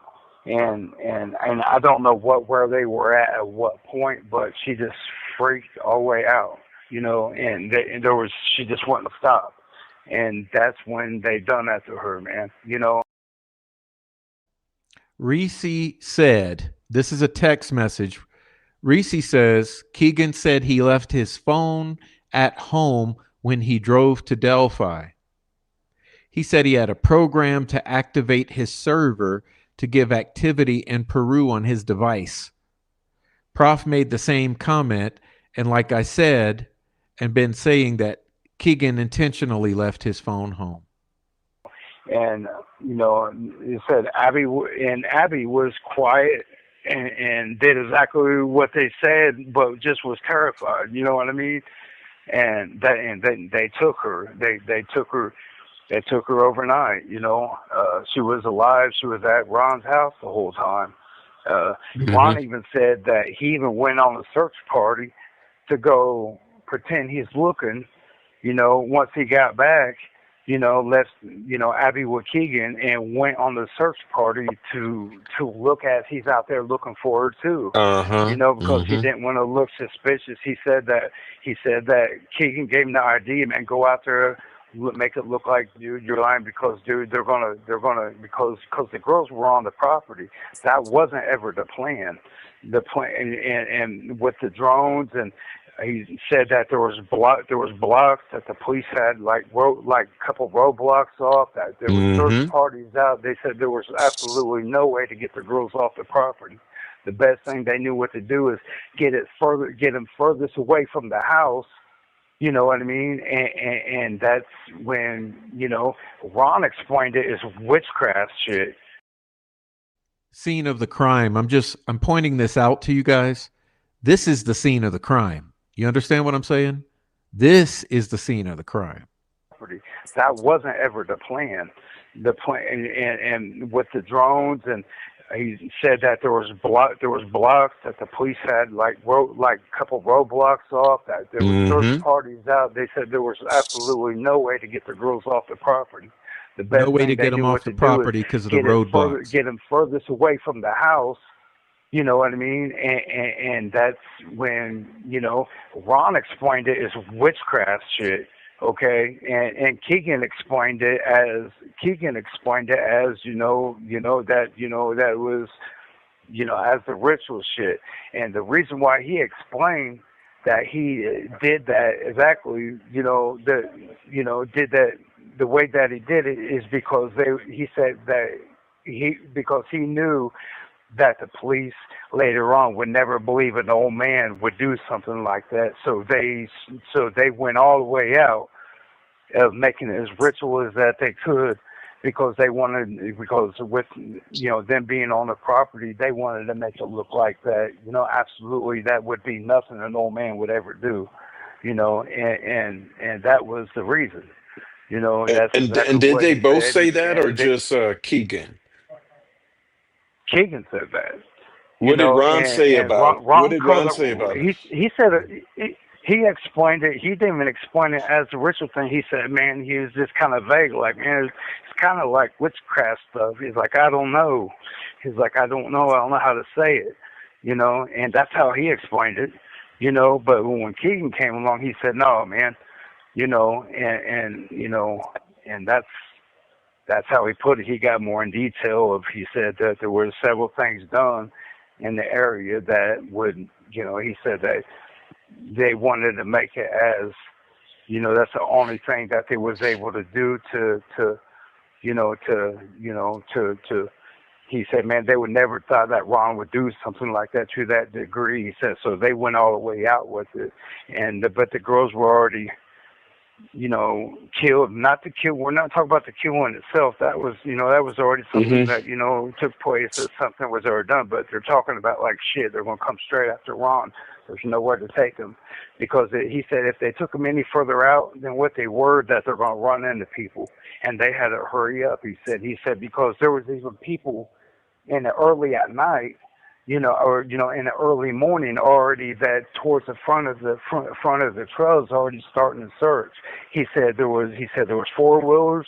He said when the sun came up, he said once they got them in place, he said there was drones as soon as the sun came up, there was already drones once again in the air.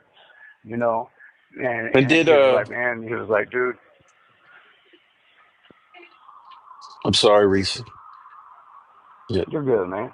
Did Keegan say he did all of that, or that it was more of them that did all of the staging and the putting of the sticks and, like you say, the ritual stuff? You Did know, either of them say who did it? there was a couple people that showed up, but Hello. Oh my God. Bruh. Bruh. I'm legally blind.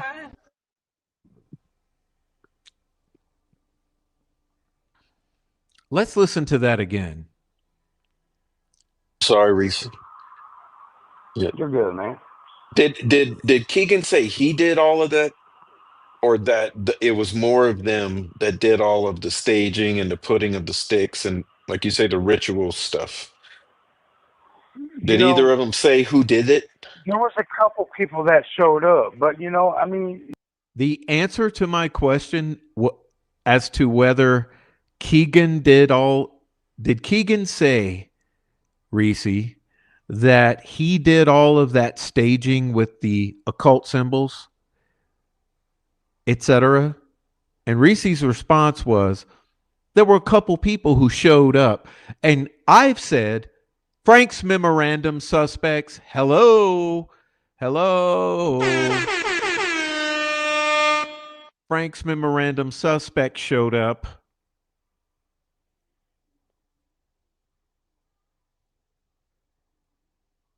That did all of the staging and the putting of the sticks and, like you say, the ritual stuff. you Did know, either of them say who did it? there was a couple people that showed up, but listen,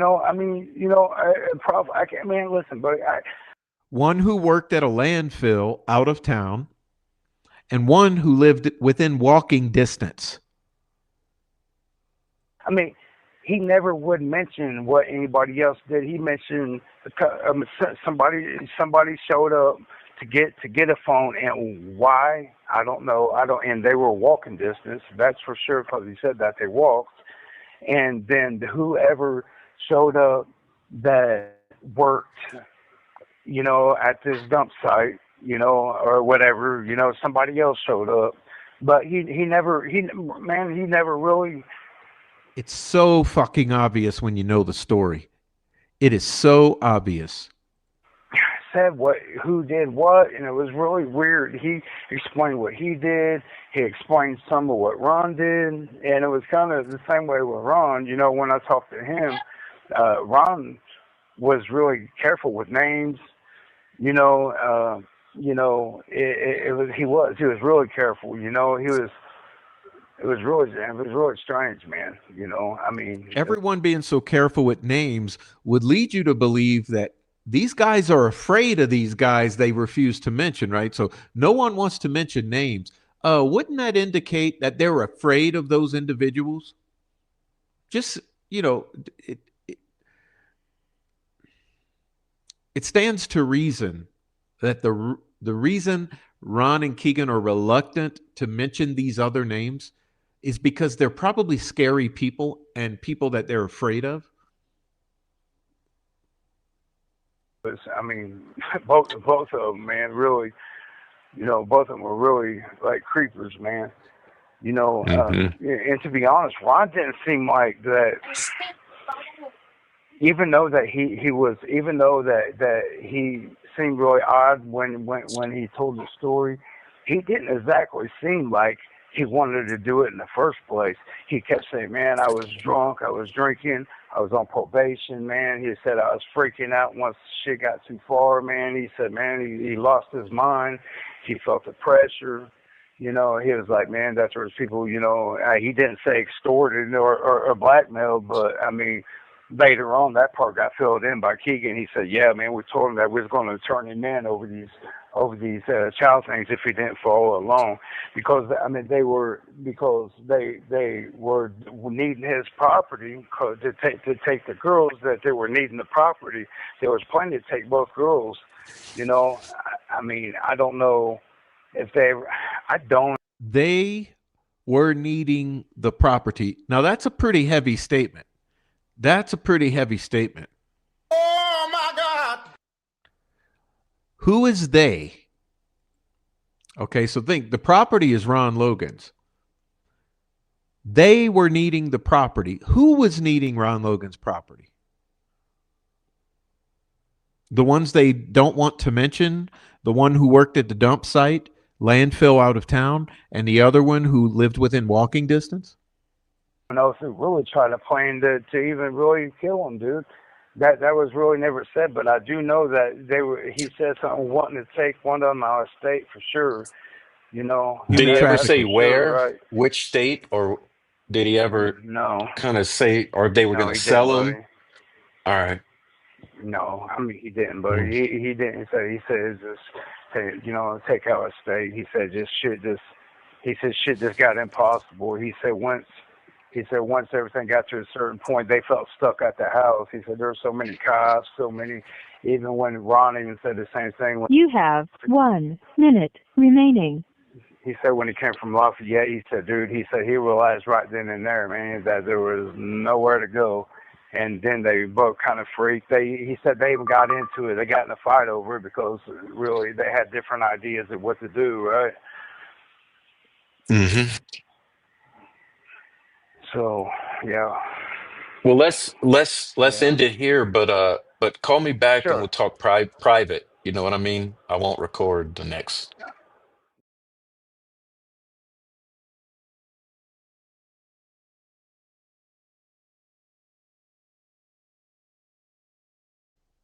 Okay. And that does it for the pre-recorded version, okay, of my talks with Ricci. That covers the pre-recorded version. Now, got a little extra for you, which is that some of you watched my live stream wherein I premiered this interview and Ricci called in. You might remember that when Ricci called in on a live stream. So what I've done is I went and grabbed that live stream for you guys because he added a little more detail on his call in. And so I'm going to play that for you now. And, you know, there were a few audio glitches because, you know, calling from the jail phones onto YouTube, kind of a difficulty. There are a few audio problems here, but I'll try to point out when those happen and assist everyone. Um, but yeah, so now we're going to listen to the little call-in segment from not long ago, from February, mid-February, and we're going to see if we can get a few more details out of this story here.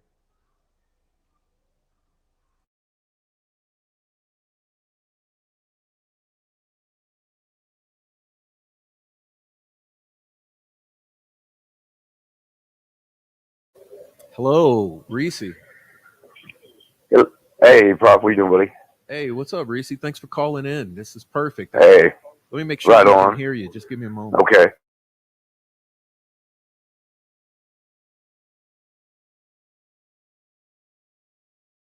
Hey, it sounds good. Welcome in, Ricci. That's it. Hey, buddy, what you doing? You all right? Yeah, we're good. We're All right. telling your story here. Yeah. Okay. Yeah. Right on. So, yeah. Okay. Would you like to say yeah, hello to everyone? Everyone's saying hi to you. Okay. So, yeah. Hello, everybody. Yeah. Just tell them to say hello. I don't know how this works. I mean, this was, but so, wait. Did you want to start? I didn't know. We didn't really discuss what was supposed to be going on right now. Yeah, thank you. So I've been playing some of our recordings, and I just Okay. stopped it so that you could call in. And what I Okay. asked the viewers, I said, could they Uh-huh. send some questions that they have for you? So, would you mind if I read you some of the viewers' questions? Yeah, that's fine. Yeah, I mean, yeah, I'll do. Yeah, if I can. Yeah, Okay, awesome. for sure. Awesome. And again, Reese, thank you so much for what you're doing. Everyone is really Well, man, appreciates it. you're welcome. Yeah, it's been one. It's definitely been one, man. It's been hard to even get this thing heard, man, or anybody even take anything serious, man. Been Yes. a, been a race, man. But for sure, thank you. Appreciate that, bro. Okay, the first question I see is from Snoop Sleuth, who says, "Question for Reese: did Kagan say where he Yeah. got the idea for the sticks to put the sticks on?" He did not. He did not. Uh, in fact,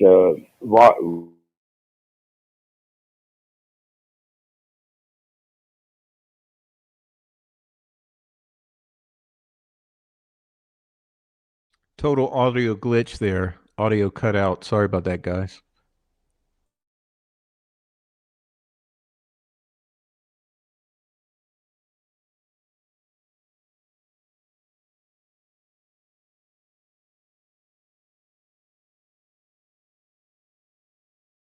uh, so no, I no, he really didn't get into a whole lot of that, right? So Well, to clarify, the Reese, did he say that he put the sticks? Did either of them say who put the sticks? I know Keegan did, and I don't know. See, I mean, the situation is odd because started out where there's people there. They both verified that, uh, and it's verified that some left, and I was never told if everybody left. And I didn't know. That's what I'm saying. I never really wanted to like throw names in anything because I don't know I don't know, anybody's reason why they did what they did, or I know that it was that they wanted to appear that because they knew they was gonna have to leave the bodies, where they took them on the final spot, and they wanted to appear as much as they could as something that somebody of Ron Davis wouldn't do, so he would become a suspect because they got him as far as out as they could, but they were afraid of running into people and knowing that there's searches and stuff like that. So that's why they did that in the middle of the night before sunbreak. So um, I no, I mean there's a lot that wasn't really told to me. I mean like I've always said to people, I probably got just as many questions as anybody else. You know, uh, but no, he wasn't descriptive of why, but he did, explain, the patterns, and there was, you know, there was reasons behind his, you know, what he was doing. I just kind of, let him talk, same as Ron, let him talk, man, because, there was a lot of questions I had, but like with, both of them, it seemed really odd because it's when I would have a question, just the way they would act if I started digging in, and it just seemed like, especially Ron, he would shut all the way down if I started asking questions. But when it comes to allowing him to talk, I mean, he was in his comfort zone, I guess you could say it like that, and he would just talk. And but there was a lot of questions I asked too, and he just seemed so weird, so. I got to the point where I just really realized it's just better just to let them talk, and really not even ask any questions, just because they both gave me enough information where I just, was just able to write it down day by day with both of them, and, uh, you know, so and a lot of it didn't make sense to me or what they were saying, but like, I wrote it all down anyway, did the best I could trying to recall it every day when I went back to my cell, right? And so, a But lot of both, it still don't make sense to me, mhm. But both Keegan and Ron did say that they staged the crime scene to look like witchcraft or ritual. Both of them did relay that to you. Yes, yes, yeah. right. It was Keegan. It was Keegan that did it. He was describing what Keegan was doing, and he said, you know, his best way to explain it was witchcraft signs, symbols and stuff like that. And when Keegan explained it, he said that there was a reason for the way he staged it, but he didn't flat out just say Odinism or all that stuff. He just kind of, I just took his explanation and just kind of let the conversation continue, right?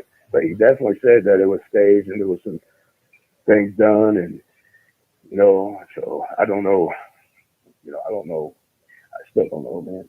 So, but yeah, that's what he said. I Okay, don't thank know. you. So I have a question from Bezo Jones who says, question for Reese. Did Ron Sure. tell you that Nick told him that when he became the DA, he would get him out of jail and he would never be prosecuted for Delphi? Absolutely, that's exactly what he said. And I mean, and I've explained that to you too. Actually, I explained that to a lot of people. But yeah, he promised as soon as he got in office. Absolutely, he said he had nothing to worry about. Uh, he got his modification started early before he even got into office. As I take it, as he was describing, he was just like watch this, as soon as he gets in, I know I'm nothing to worry about. Uh, he said, other than that, he said if it didn't happen like that, he said he was getting really nervous, because there was a lot to, you know, uh, he said, he's just trying to keep, the right people where they had control of the situation. I mean, the same thing with Keegan. Keegan kind of wrote off of the fact that he felt like he had nothing to worry about because he knew Ron was protected, and to expose Ron, you know what I mean, would expose him, and he knew that Ron was protected, so he was like, so that's why he felt so confident, you know, and he was, pretty confident, I mean, he's arrogant, he's Mm-hmm. confident, Yeah. that he'll never get charged, so. But yeah, it's just kind of Never he say even never. explained, how close Ron. I'm sorry. Oh, I said never say never, right? Oh right, yeah, man. I'm telling you, it's gonna come around. I mean, you know, it's gonna come around. People just need to really push this, man. Push it with all they got. I mean, it's the Keep right thing to keep do. pushing. Yep. For anybody. All right, I'm sorry, I don't hear you. I don't know if So you're still there. I have a question from French Oh, 6290. He says, "Is the okay. shed where they kept Libby on Logan's property still standing?" Oh, I don't know. They didn't keep her in shed. It was in a barn, is where they kept her, right? I know Where they there was kept animals. moving So, going on. mhm. So I would say I'm sorry, Frenchie. Reese but wouldn't know that because Reese hasn't been out since this happened. But what Reese was told was that Libby was put in where they kept the animals under the rabbit cages right, and stuff like that on a tarp, right? I, Is that, am I I right in see. that? Yeah, wrapped up in the tarp. Yeah, yeah, and yeah, it was in a barn. And I mean, it's from what I was understanding, right? Hmm. Okay, So. Mandy says, I have one from Mandy who says, Hmm. well, I don't know. This question doesn't make sense, but I see what she's getting at. She's basically asking about Keegan Okay. leaving his phone at home. But we haven't got to that part of Yeah. the recording, but I'll let Reese answer it now. About Keegan leaving his Okay. Well, as phone. far as I'm sorry. Oh, You I'm want me sorry. to go ahead? It's yeah. Go ahead. It's about Keegan Uh, leaving his phone at home. oh, okay. Sure. Okay. Yeah. Keegan did say that he left his personal phone at home. The only thing that he took with him and together to head, the direction of there in Delphi was all the burner phones. He described that he actually had a program.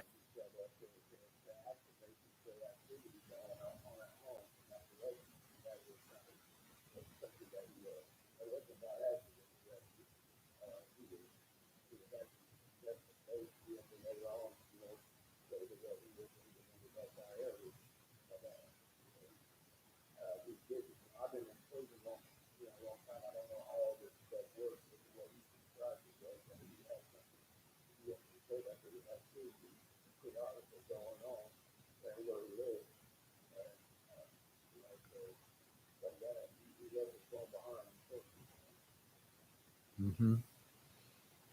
With an app running or somehow to make it look like it was being used, right?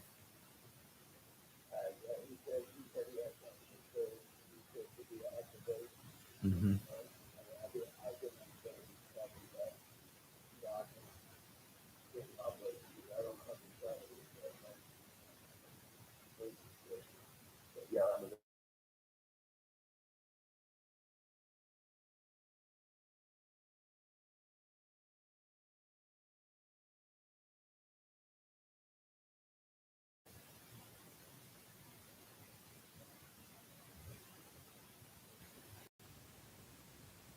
Okay, hello. Are you still there, Ricci? We had a little audio glitch here.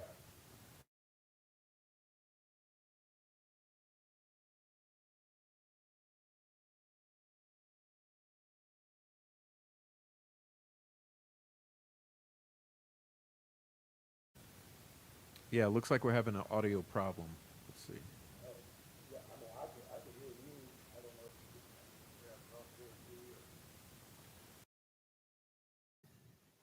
You want me to try to call you back? Maybe it'll reset it. I'm sorry. Yeah. Like it's fixed. All right. Oh, okay. Cool. I Cool. have Cool. another Right on. question. All right.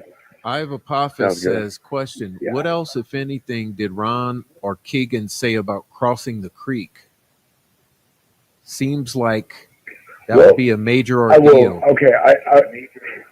And it is. And here's the thing. It wasn't actually said that they did.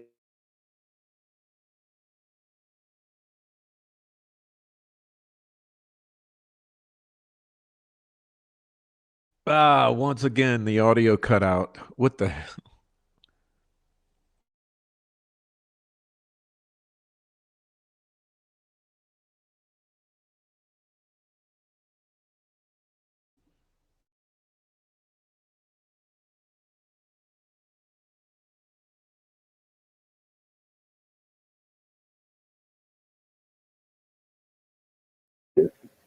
Based on, I mean, because they knew the depth and everything of it. You know what I mean? I mean, so they were discussed. So there was a lot going on. You know what I mean? With there's one of the things I can't really absolutely verify it happened. I believe that's how it happened by the way it was described. Uh, but I don't want to put words in nobody's mouth either because he didn't say, I crossed the creek, but everything that he said surrounding in the conversation, it definitely appeared that the creek was crossed. Mm-hmm. So I'm sorry the audio cut out, but I think I fixed it now. Okay, I think I fixed it. There was an echo cancel button. I turned that off. It seems like it's working. So I apologize, audience. This is difficult, but I think we cleared that up. There's a question from someone that says, was Keegan at the party or did he come on the 14th? No, he came. Uh, uh, what are you talking about? He came, like during the party period, right? Like, when he said when they went to clean up and all that, when they were cleaning up from the party, that he arrived before that because it was Keegan and whoever pulled up with him is the ones that kind of jumped everybody's ass. I mean, excuse my language. That saying, man, don't do that to the old man. They'll clean up this stuff, man. So they all got together and cleaned up. They were drinking and so I mean that was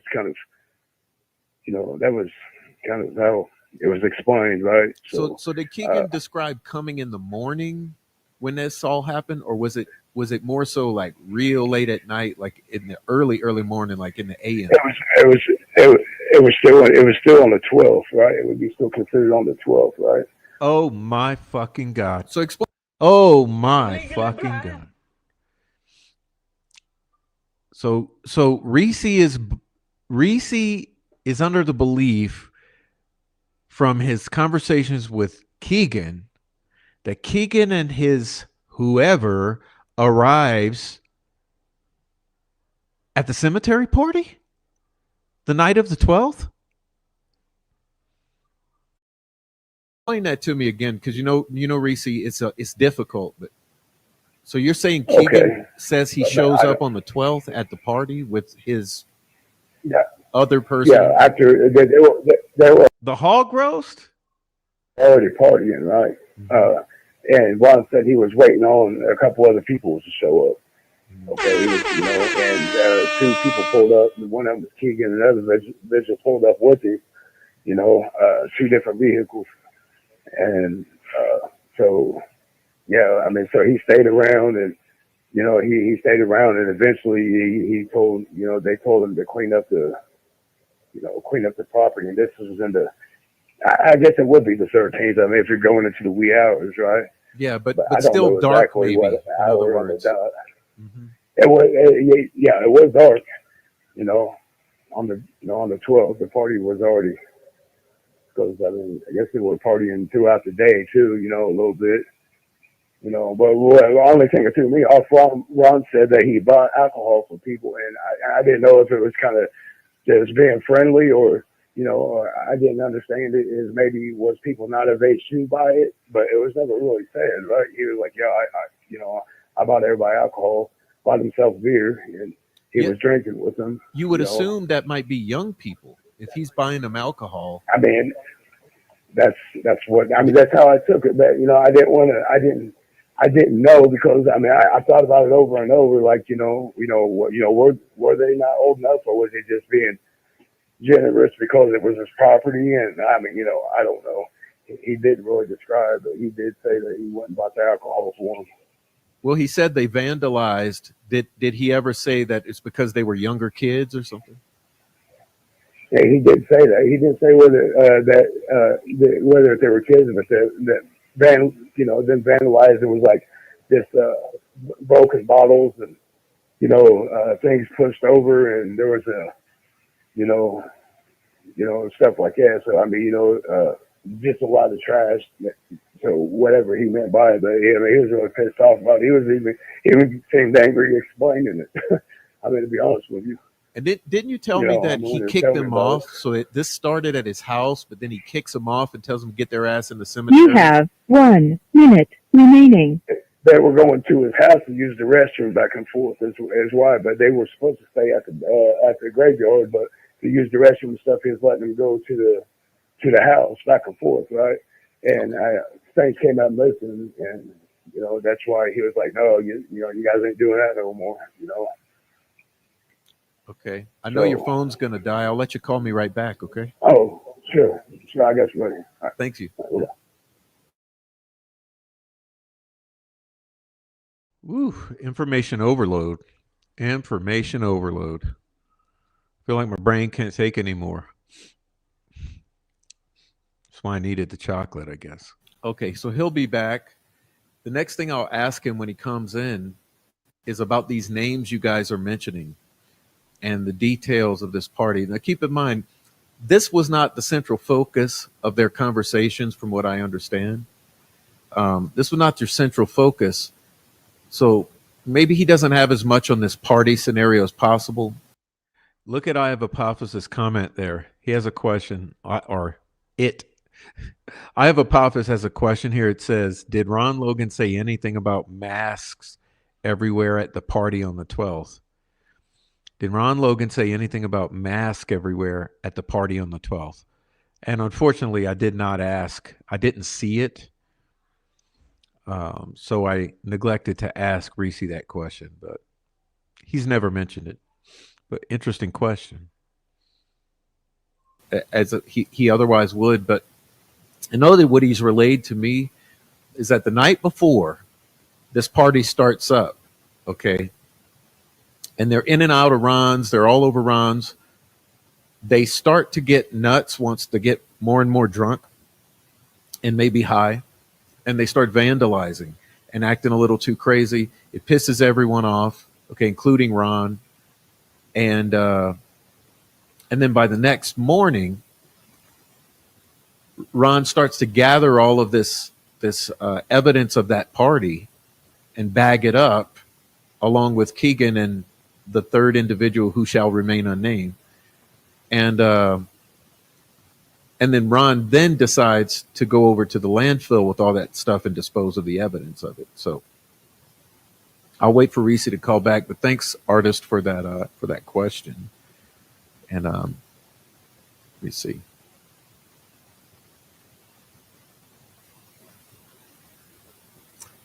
Okay, I'll answer this while we're waiting here.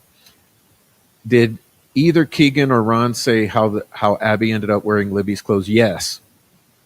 Yes. From what Ricci told me,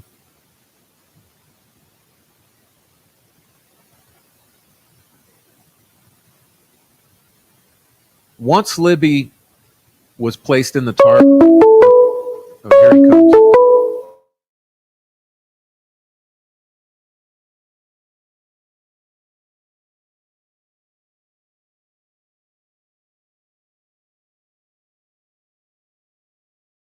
All right. Okay, we're here. Okay, I'm here. We're back. Yes. Sorry about that. All right. You gonna put it on mute, then? Okay. All right. So they were asking about Okay. as far as like finishing off with this party.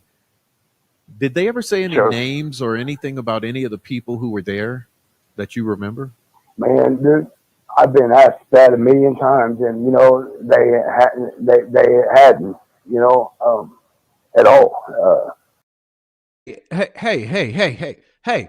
Here's a question for the residents of Delphi. For those people who have been terrorizing all of us for years, here's a question for you.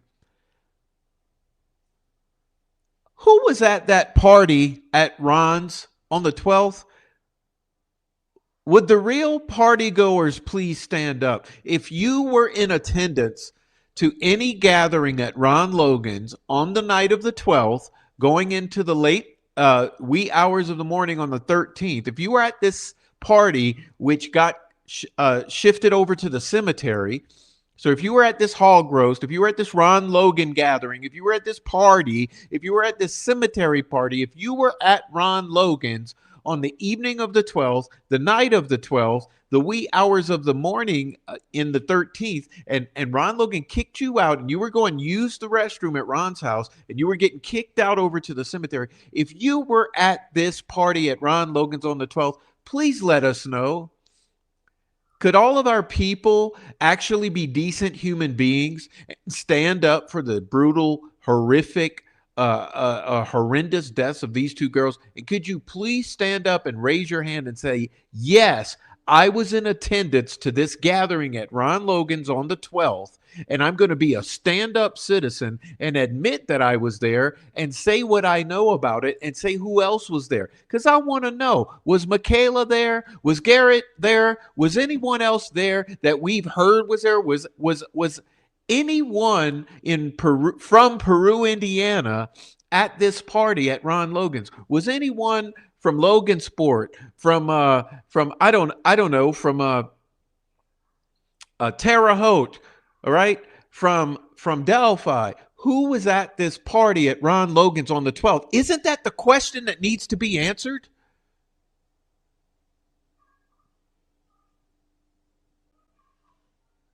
But I'm sure we'll never get an answer, because no one will ever do the right thing for these two girls. No, you won't. I know the thing that I filled out for sure about that this other individual was, Keegan's father. There's a reason that I believe that. It wasn't just, it's just not just a random belief. It's just, there's things that he said that, that just, I'll just say that just made me believe that. But, man, they both would not talk about names. He was just talking about protecting his dad and hoping his dad could protect him, and that's what. And he would throw that in there, within conversation. So so it was kind of lightweight telling me, without telling me that, because he was talking about his friend, his dad was going to roll on him, and his dad thought he was going to roll on him too. I just think it's fucking odd, right? I think it's really odd, really, really, really odd, that no one will admit to being at that party at Ron's the night before on the 12th, no one will admit, not a single person will step forward and say, yeah, I was there, right? Just like all of the people who won't admit that they were out there at the trails in Delphi on the 13th. They won't admit they were there on the 12th, and they won't admit they were there in the morning in the day of the 13th. No one will admit they were there.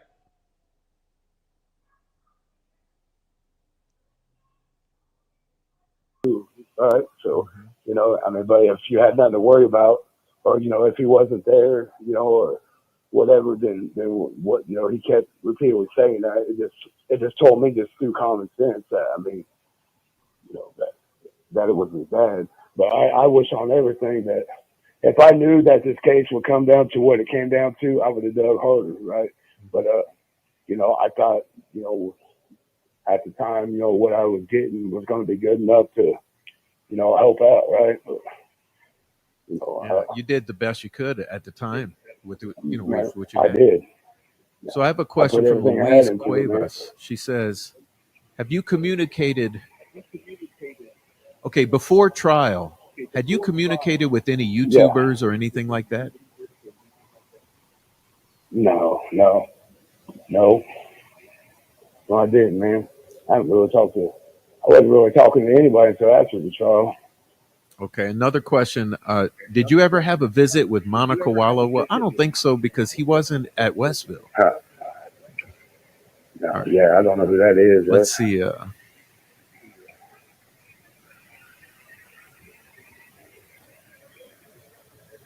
Trying to skip over the questions that I already know are pointless questions, so apologize, y'all. Okay, there was a question about dressing Abby. So people are asking, why was Abby dressed after she was nude, and why was she in Libby's clothes? Do you have any thoughts on that? Because they was going to take her. I mean, they was planning to take her and keep her. So they had her get back dressed to where it didn't look suspicious that they're running around with a naked girl, right? Yeah. Bottom line, that. So I would assume this, Ricci, if those clothes are wet, it's hard to put on them little skinny jeans once they're wet. So they probably got the bigger jeans and the bigger clothes and put back on the girl. Yeah. Because those clothes were wet. So that, I think that answers the question. Yeah. And this brings it to another point. It's a New Day says, why take off their clothes if there's no sexual assault? So what do you think about that? Man, you know what? I asked it a million times. I mean, that's my question. I've asked, deep in my heart, man, I thought that they were sexually assaulted, but neither one of them said that they did. And that's one thing I even asked Keegan too. I was like, man, you didn't do nothing, because he kept Abby at Ron's house in the bathroom, at his house while he was gone, while he went to Lafayette. So he just kept her, in the bathroom. I'm like, man, really didn't do nothing to her, nothing like that. And he was like, and he said no, because he was freaking out so bad. He kept going and looking out windows the whole time, waiting for Ron to go leave. And he was looking out the window because he was looking for a good time to leave. He was supposed to leave out there, right? And he just he said he just never got comfortable, to where he can leave, right? But that's a good question. I mean, I'm telling you what, because I've wondered the same thing, man. Well, I have a question for you. This is coming from my mind because I think I know why they were nude. I mean, didn't you say that they were taking pictures of these girls? They did take pictures of them, actually, that's when Keegan left state, he was talking about, selling the pictures out when he was out of state, when he went out to Nevada or whatever, he said that he was sadly, he was, talking about how, he couldn't sell, the oldest girl's pictures that were making fun of her and stuff, of her weight and stuff like that. And just, he was really like, I mean, it was really, he's this disgusting dude when it comes down to it. I mean, and after all that, to sit back and make fun of a girl and her body, especially when he looks the way he did, I mean, But So let me he did backtrack say on he that, took the Reese. pictures himself. Yeah, let's backtrack on that. So what you're saying, and this is coming from Keegan, not Ron, right? Yeah, So you're saying yeah. that Ron Keegan said that there told was you pictures that taken they too. took pictures He of said he these did nude take them. girls and they brought those pictures to Las Vegas to try to sell? Yeah, yeah, yeah. That's what he said, right? I mean, that was his business. He bragged about the money him and his dad made, running these, videos, operating these, you know, Why do we never hear this from law enforcement? So Keegan says he's got nude pictures of the girls, brings them to Las Vegas to try to sell them. Did law enforcement not investigate this? Who were the customers? Who purchased these nude photos of these dead girls?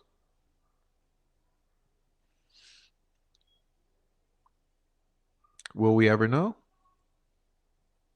just dealing in that pedophile stuff, man. I mean, he was just like talk about it like running a little business. I mean, he was just proud of the money, and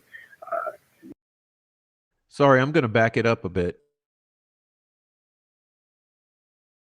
disgusting dude when it comes down to it. I mean, and after all that, to sit back and make fun of a girl and her body, especially when he looks the way he did, I mean, I just, it was, but So let me he did backtrack say on he that, took the Reese. pictures himself. Yeah, let's backtrack on that. So what you're saying, and this is coming from Keegan, not Ron, right? Yeah, So you're saying yeah. that Ron Keegan said that there told was you pictures that taken they too. took pictures He of said he these did nude take them. girls and they brought those pictures to Las Vegas to try to sell? Yeah, yeah, yeah. That's what he said, right? I mean, that was his business. He bragged about the money him and his dad made, running these, videos, operating these, just dealing in that pedophile stuff, man. I mean, he was just like talk about it like running a little business. I mean, he was just proud of the money, and yeah. They both definitely said that there were pictures taken. Now, Whoa. Did he just say they both said there was pictures taken? Did Reese just say that they both said there was pictures taken? Hold on. We got to back that one up.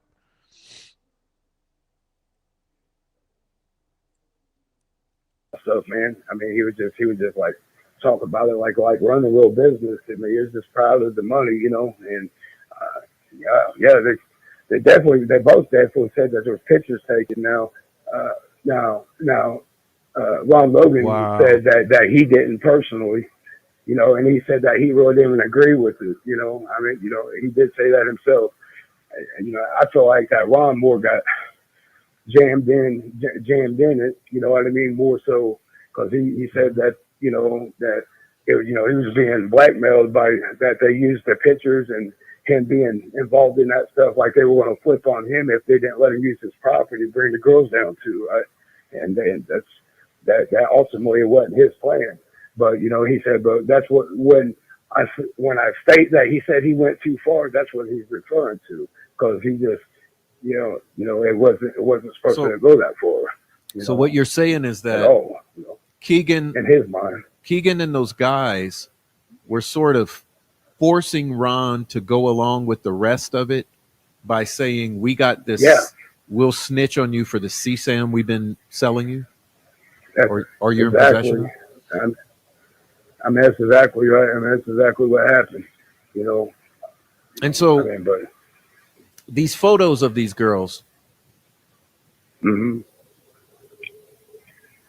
were there photos before they were dead and nude, and then were there photos of the crime scene after?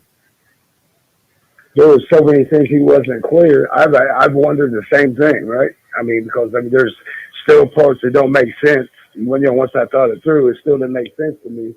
I just know that there was pictures taken, and I don't know if they were doing it of the crime itself. I don't know if it was I know that they had pictures, and I don't know what part when, and they even got the pictures taken. But there was definitely pictures taken. And they tried You to go know, sell these photos in Vegas afterwards. And Keegan is mocking that Libby's yeah, overweight and he can't sell them. yeah. He said he couldn't sell them well like he thought, right? Mm-hmm. But there's definitely pictures out there of them girls. I mean, that was like, as he made that super clear, right? I mean, that was Remember, we've said for years, dark web chomos. Okay, dark web chomos. There's pictures of these girls on the dark web. That's where these crime scene photos came from. Remember that? Okay. Let's take a pause from Ricci real quick. Hold on. Let's take a pause. I'll pull this one up for you because it's appalling. All right, let's see. Because I think you guys often forget. I know there's so much to remember.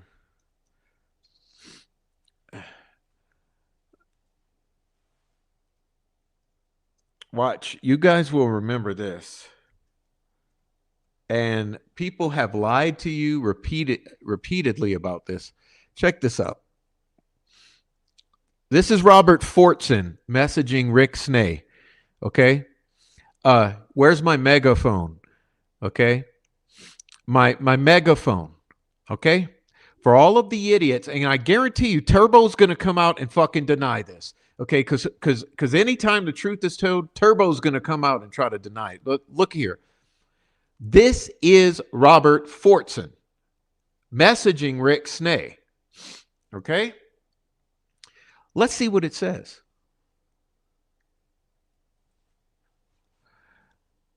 The picture of the runes was found through the Yellow app and had been released on the dark web. Okay? I can't show crime scene pics. There were 3 and discovered online. They were shown through the Yellow app across seas and in Georgia. I wish I could be your source, but unfortunately I am tired of being threatened. I knew it over 2 weeks ago. I can't tell my source just like you can't. I'm not trying to take anything away from you. This is not a competition to me. You were definitely partially correct, but not quite a backwards F. The parts that make up the lines to the F are not straight. A backwards anything in Odinisms means the opposite of, but there were 3 left, and the symbols in blood were uploaded online in a very evil, dark place. Dark web. Chomos. This is Robert Fortson, who ended up dead shortly after this. Ricci is saying that both Ron and Keegan say that photos were taken of these girls and sold in Las Vegas.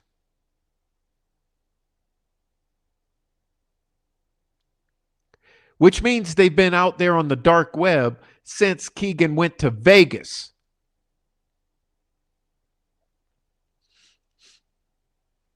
We also know that there's something with this Yellow app because remember when Doug Carter flew to France? He specifically went there for Yubo or the Yellow app.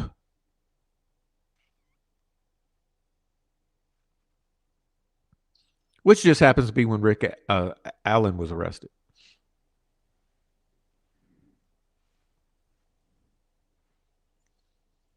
It was definitely, he made that clear.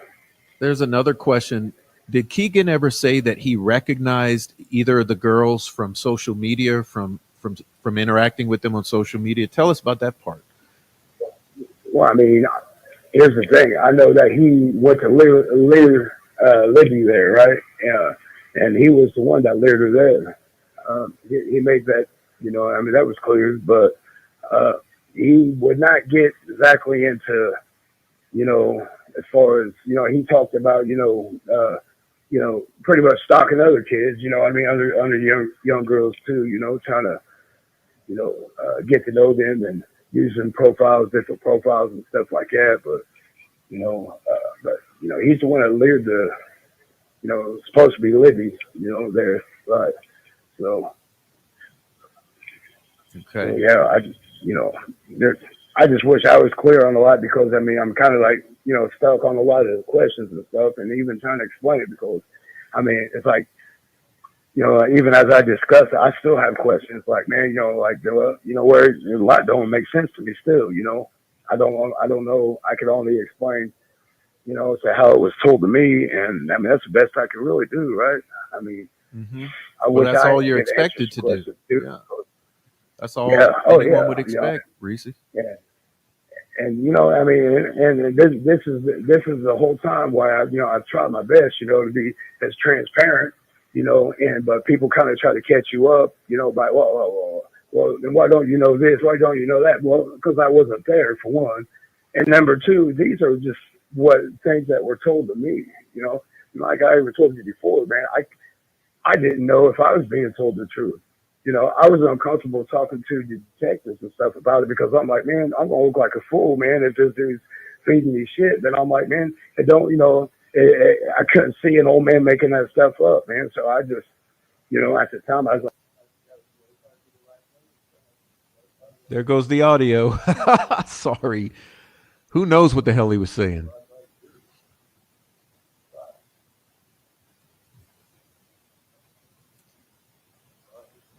Yeah, but he'll come back. Jesus, man, this is saw just another. way I too saw much. another one. I hate to ask you to go back over this, but what about the story about locking up Abby in Ron's bathroom? Like, could you tell that fresh for us? Someone's asking about it.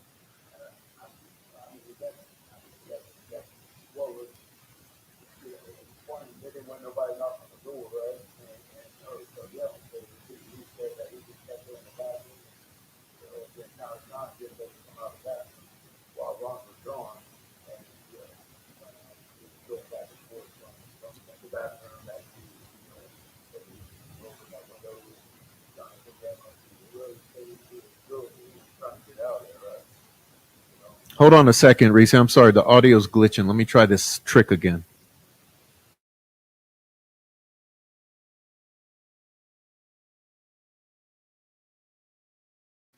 All right, let's give it a try now. okay, you want me to repeat that, or did you understand that? Okay, Yeah, it's back. It's back. I'm here too. Oh yeah, so the time period where they're saying they locked Abby up in the bathroom, this is when the search is starting to happen on the morning of the 14th, right? Am I wrong? Or is this in the evening of the Right. Yeah. 13th? No, you're right. This was after that she was abducted, right? And that she was ended up being taken to the house. They, you know, so I don't, and I know that they went back for Libby, yeah, yes, and Libby, whatever. But I know they went back for her. So, which told me, I mean, she never mentioned, she, they, but they said that she, appeared that she was already deceased, right? But she wasn't. But So now someone's asking about mhm. what was the idea of kidnapping the first. You remember you said they were going for Libby. They had lured Libby out there. Right. They were planning to take Libby. What was this idea you told me about taking her out of state? Can you go back over who said that and what was said about that? This was, I mean, that's, well, here's the thing. What it was that they were going to end up taking Abby out of state because they already had her alive, right? Uh, but he was wanting to take her, they wanted to take, Libby as well from the beginning. But after everything had happened, but he didn't say out of state. I honestly, with her, with Libby, I didn't know if he meant out of state. I assumed it was out of state because that's what he said he was going to ultimately do with Abby. So I mean, it's that's kind of where it fell with me, where as I understood it. Oh, Right? I see. So you're talking about with both. They talked about with both girls taking them away. No, they were going to take Libby originally because she was the one that was planned to be met up with, right? Okay, when they were both there, and after that happened was when after everything transpired, and that what happened to Libby happened. They still had Abby, and that's why they were arguing about if they were going to, because he was just going to take her. At that point, she was still alive. She was at the house. He was like, well, and neither one of them wanted to hurt her, right? I mean, I know it sounds weird, but they both said that clearly, man. They couldn't decide who was going to do what to her, neither one of them wanted to do it. And he just ultimately said, well, that he was going to go ahead and take Abby out, right? I would say. So, but they couldn't even make it off the property, I know when Ron got back, he said he got back from Lafayette. He said that he went out there with the, he let Keegan stay at his house, but he went out to search with people out there searching, because he said that he knew it would make him look even more guilty because he left, and he said he started getting paranoid. So he said that he just, dressed up and just went out there and just where people could see him looking. And he said that, pretty much, Keegan's the one that told him to go do that, to where people could say, oh yeah, he was out there looking. That was kind of their, the plan that, to make him seen and, make it look like that he was worried and, stuff like that, so, so he went out there and searched and talked to people and stuff like that, trying to, make it look like he wasn't really even part of anything, right? There's another question here that's interesting. Okay. For Ricci, it says, did Ron ever tell you he was the man on the bridge, that he was bridge guy? He absolutely said he was the man on the bridge. Oh, he did. He did. Oh yeah, I've said this several times. It's known that's before that. Even in the report, it says that I stated that it was him on the bridge, right? So you're saying Ron said that was himself on the bridge? He said it was absolutely him on the bridge. Absolutely. Which means Betsy Blair did not see Bridge Guy. Are we starting to put this shit together? Right? Betsy Blair does not see Bridge Guy because she would have seen Ron Logan. Does Ron Logan look to be in his 20s with beautiful eyes and a clean-shaven face and poofy hair? Betsy Blair doesn't see Bridge Guy. Because if so, she would have said Ron Logan. Ron Logan self-identified himself as Bridge Guy. And anyone with common sense, you can go look at that footage and it very much appears to be Ron Logan.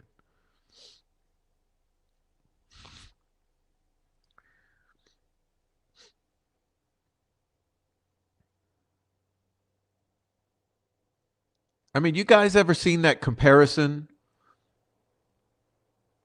There's a comparison that someone made.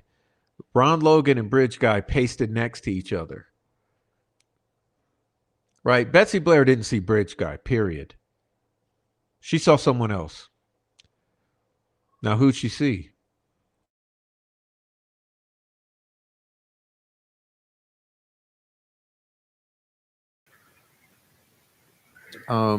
There's another question here that's interesting. Okay. For Ricci, it says, did Ron ever tell you he was the man on the bridge, that he was Bridge Guy? He absolutely said he was the man on the bridge. Oh, he did. He did. Oh yeah, I've said this several times. It's known that's before that. Even in the report, it says that I stated that it was him on the bridge, right? So you're saying Ron said that was himself on the bridge? He said it was absolutely him on the bridge. Absolutely. Boy. Okay. Yeah. I'm still in disbelief. Now, they're asking they're asking questions about Vegas. So before you leave, I know your time's going to be running short. Mm-hmm. I'm going to stop with the questions, guys, and I'm going to have 1 minute remaining. Okay. I think that's on your end. I think.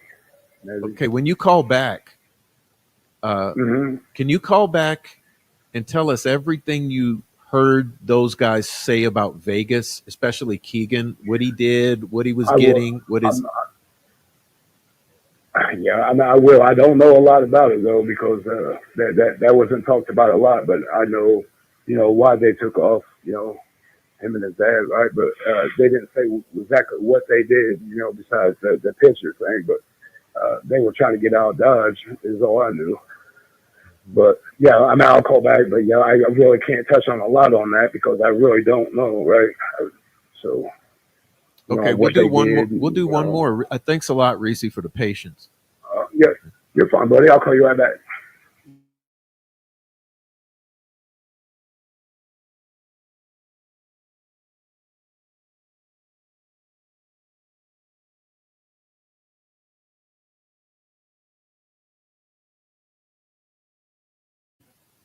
All right, highly concerning, y'all. Let's see. Um,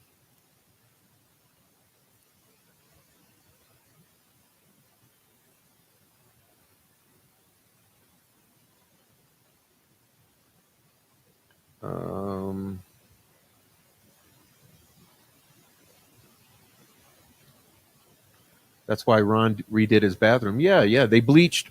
You're going to hear in the recording later. They bleached down that bathroom and then redid it. Let's see. I'm waiting on him to call back. Let's see. All right.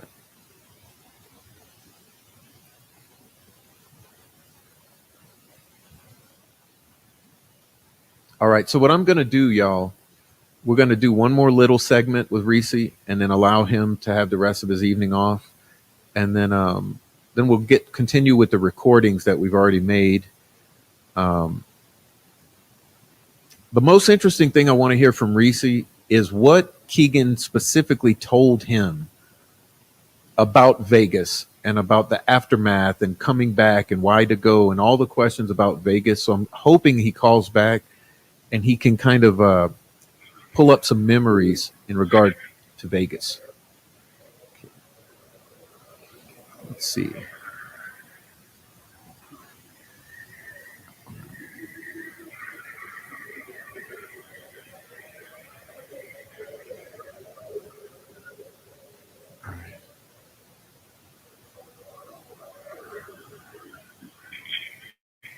Are you there, Diane?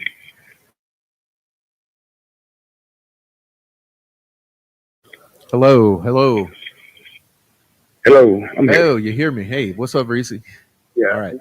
Yeah. Hey, do me a favor. I mean, if you will explain to people, man, that I have a stutter and a Tourette's issue, right? That's Oh yeah, why I be I had jumbling someone all say it over. in the chat. I mean, Yeah. I don't want people to misunderstand. You know what I mean? Like, Well, people are you assholes, know, man. Let me pull this down. I have some on the screen. Pull it down. Look, people are fucking assholes. If you're over here judging Reese over his medical issue, where he tends to have trouble sometimes if he gets anxious speaking fluently, you need to leave. Okay, because this is important. This is not about trifling shit. So anybody in the chat, time them out if there's any problems. But I don't see any. But yeah, Reese, we're not worried about that. We right? know where your heart is, bro. Yeah, I take medicine for it. It's a mild Tourette syndrome, right? So I mean, I Mhm. be jumping all over and No, stuttering and stuff. And it's hard for me. we're following you just fucking You know. fine. Okay. Um, Okay. I was hoping Right you on. could dredge up some memories if you have any more about any Mm-hmm. mention of Vegas, like whether Keegan was saying what happened before with Vegas, what happened during, what happened after, any money involved, any plans, anything about Vegas, just since we're on that little angle.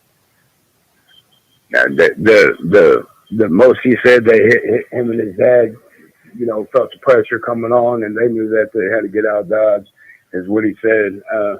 Now, I mean, then again, he didn't tell me a lot about it at all. I really don't have anything to say about what they did besides that he had people up there, that some friends and stuff that kind of dealt in the same child little ring, whatever you want to call it, up there with him, and uh, that he took some stuff up there to get rid of and stuff like that, and that they were planning to just stay away from Indiana, that they knew that they were about to go down, so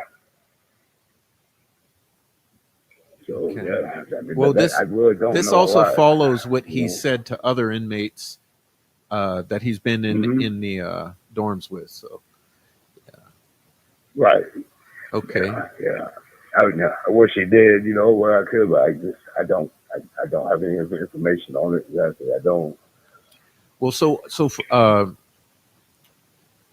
anything else you want to say before we cut you loose?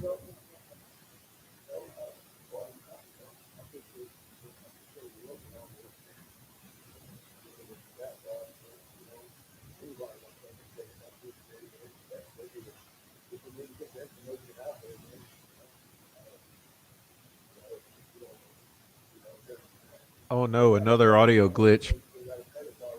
Sorry, guys.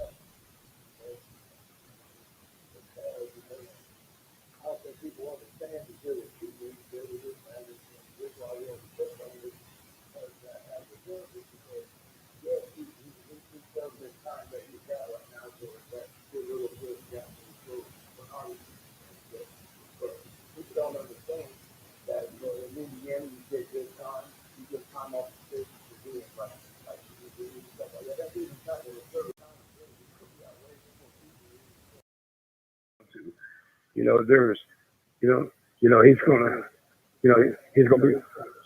I'm sorry. I'm sorry, Reese. The audio glitched. You're back. So No, you're back. no, okay, okay. Well, do you want me to? Sure. Yeah, I was just Do saying you want me to anything read? else you want to say. I'm sorry the audio's kind of in and out, but it's Oh the yeah, YouTube. I'll, So I'll yeah, I'll repeat again.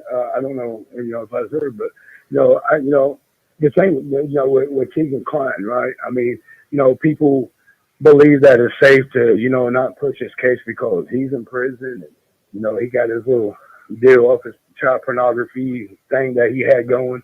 But people don't understand. A lot of people don't understand how prison works. That you don't serve all your time in prison. You get good time off. You also get additional time for GEDs, maybe substance abuse, different programs and stuff. This guy's gonna be out of prison a hell of a lot sooner than people really believe him, really think, right? I mean, and like I've stated before, people need to really push for the facts, man.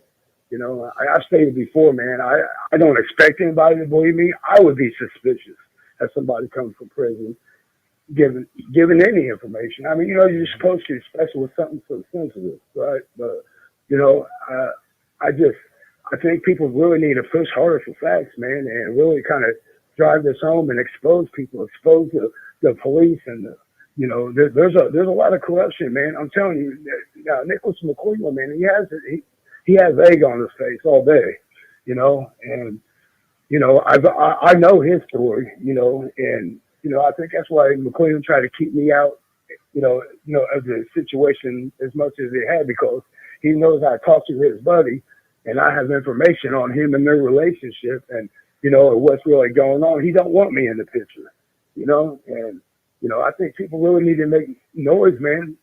I mean, to get the right people to investigate this, right? I think the feds need to come in and just take completely over, man. I mean, it's just, and that just people really need to push, right? Let us do what they can, I mean, as I said, I don't expect anybody to believe me, but people need to start pushing for the facts and really start getting things exposed. I think they need to get Keegan's dad and deposition him and push on him. I think he would break.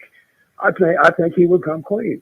The problem is, I don't think Nicholas McClellan wants him to, nobody wants and I mean, nobody on that side wants this shit solved. This is a cover but up of all it this. is, Yeah. you know, and I mean, even Keegan said even his dad had connections all around, even selling child porn to people in the higher ups and stuff too, and I don't know even who them people were, but I didn't know if he was just trying to, if he felt like that was some bragging rights stuff or what, like, all these connections and this and that. But, after seeing everything I've seen, I believe there is, Hey, say I that believe again, that Reese. there's a lot Say of that people. again. Say that again. Say that again slower. What did you just say? Okay.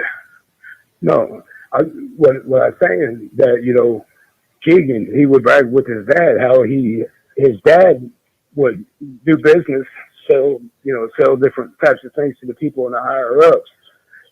Talking about maybe in political figures. I mean, that he made it sound like so he it was one of them things where that's why everybody's so comfortable of who's been handling this case because there's a lot more at stake. You know what I mean? Than if it's got exposed in its totality, man, it'd be ugly, man. But I know that they were selling child pornography to,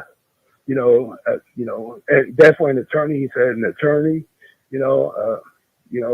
stuff like that, and talking about that's why he was bragging about the money so much. He was like, yeah, man, he's selling to attorneys and these people, and I didn't believe him.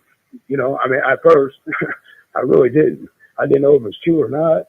I didn't know anything he was saying was true or not, man. But when he started touching on the Ron Logan stuff and started getting a little more into things that only I knew Ron told me, that he wouldn't have known, I mean, unless he was there, and then I started taking it real serious. That's when I came around and, I was, just said, man, I'm going to do everything I can, man, to get this information out there, right? But well, you're doing a wonderful job. You're doing a wonderful job, man. Right. Well, what, I just think what we think is this is what we're thinking is that they're covering up this shit for the very reason you just stated. That Keegan's activities selling this shit opens a door into all of these higher ups. Yeah, right. Pandora box, right? Yeah, I mean, you're right. I mean, Ricci said Pandora's box, right? Right? Pandora's box. Did you hear that? Yeah. Let me see. I want to hit this button. Let's see. He said Pandora's box, right? Pandora's box, man. Let me back that up a second. That was real funny, Ricci. Let's see. Is that they're covering up this shit for the very reason you just stated. That Keegan's activities selling this shit opens a door into all of these higher ups. Yeah, right. Pandora box, right? Pandora's box. Yeah, I mean, you're right. I mean, and that came straight from him. But he explained that he said that he felt comfortable with the Ron situation because with Ron, between with Ron, that Ron had close connections to these people that they knew that no matter what they weren't going to set out the Logan's name, and he said that if it did get set out and the like Nicholas McClellan and all them clowns, man, if it did get set out, you know what I mean, it would expose a lot more. That's why he said that that he felt confident that he was going to be all right, that he that he wasn't going to ever get charged. He feels protected, right? Mm-hmm. And so same thing Ron said. Ron, I mean, look at it like this: how does a prosecutor, in the middle, they had him in here for a reason. They need to do more investigations on him, so they put him in here in the protected custody. And he comes out with this information, and I relay it to him. Then tell me, how is it that after the detectives left here, that they contact Ron Logan through his family, telling him to quit talking. Don't talk anymore. Somebody's in there talking, throwing your name out. Somebody, and you know what I mean? So that happened within not even a full week of them detectives leaving. He knew somebody was in here talking. Now, think about it. You know what I mean? That's how close knit this stuff was with trying to protect his name and telling him to shut his mouth and don't open your mouth. You're talking to somebody, and he happened to think it was somebody else that he lived with, his roommate, that was telling on him. And he told me this. He was like, "Oh man, dude, I was told, man, to quit talking, man." Yeah, remember that part of the story? That part of the story where As soon as Ricci told Jerry Holman and Paul Hansard this story that Ron was talking and told them parts of this story and offered to wear the wire, as soon as that happened, Ron got wind that someone was talking and to shut his mouth. And Ron thought it was his roommate. And then next thing you know, McClellan transfers Ron on out. Y'all remember that part of the story? I mean, there's so much to this story. It's hard to fucking. We covered that in a previous episode, Why Rei Davis Matters, Part 1. But yeah, unbelievable. My roommate, and so I was just like, man, quit talking to him. Don't talk to him anymore. Be careful, man. And I'm sitting there, he made me a nervous wreck. Like, oh shit, man. These police came up and talked to me. You know what I mean? I tell them the information that was valid information. I mean, that was, that, evidentiary things, that was what legitimate stuff. And you turn around, you know what I mean, and contact this man, tell him to shut his mouth and feel so nervous about it, you modify him out to get him away from people where he quit talking. Man, you're trying to hide something. I mean, that's pretty disgusting, man. But the way I thought about it, what if these guys got this dude to freak out if I was the only one he talked to and came and ran a knife at me or something? You know what I mean? That's what I'm thinking. Like, I mean, he already showed that he would murder something. You know what I mean? So I'm sitting there thinking, man, these guys are dangerous, man. You're sitting there telling this man that, then you modify him out, you reward him after having the information of being the murderer of these girls, you reward him by opening the prison gate and saying, go ahead and go home. It wasn't just protecting him, they were trying to protect their own asses. I mean, it blew me away, man. So I'm in here, I was really freaking out. Like, I couldn't believe it. It just didn't make any sense. I'm like, how the hell are these guys going to come, and tell this guy that I just pretty much that I pretty much sat him out. I told on him, and now a week later, I just, luckily, he was talking to his bunkie about it and stuff too. And I told the detectives that, go talk to his bunkie. He's talking to his bunkie in there too, because his bunkie would be like, man, he killed them girls, right? I kept trying to tell him, man, like, you need to let it be known, man, what he's telling you. Quit playing, man. But the detectives won't even come and talk to him. Yeah. I told him straight up, hey, this guy has information too. Pull him out. They wouldn't even pull him out. And I'm like, man, dude, this is really strange. Well, I agree, Ricci. I didn't understand it at the time, but I get it now, though. Well, Ricci, thank you so much. Look, I know your phone's going to cut off soon, so I just want to thank you. God bless you. We love you, man. And I'm going to let everyone know how to contact you and Diana, okay? Oh, I think we lost him. Just in time. So hopefully he heard me saying that. Hopefully he heard that. Okay, so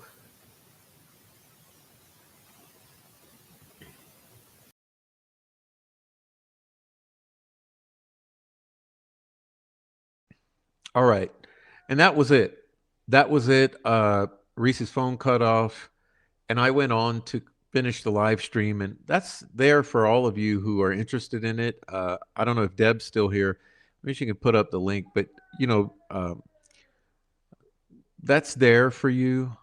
It was in mid-February, so you're welcome to go and watch that live stream if you haven't already seen it.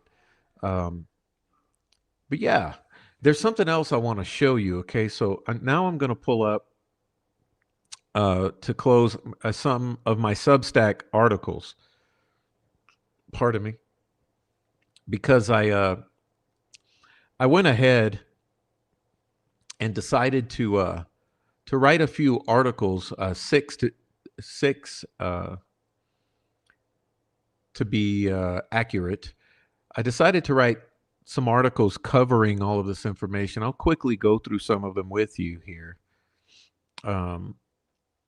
This is called Rei Davis Part 1. Okay, and as you see at the top of the article, I put the links. So maybe Deb, you can just put the Substack article link or the Substack link. It's called readtheprof.substack.com. It's easy. Okay, but over at Substack, I have a whole series of articles specifically on Ricci. And so let me show you a few of them here. This is Ricci Davis Part 1. And as you see, I put the link to where this is coming from. So for each article, you can see the hyperlink there to go for yourself and listen to it to see where this information is coming from. But here, okay, what I have here, just give me a moment. Let's see. Trying to do a good job here.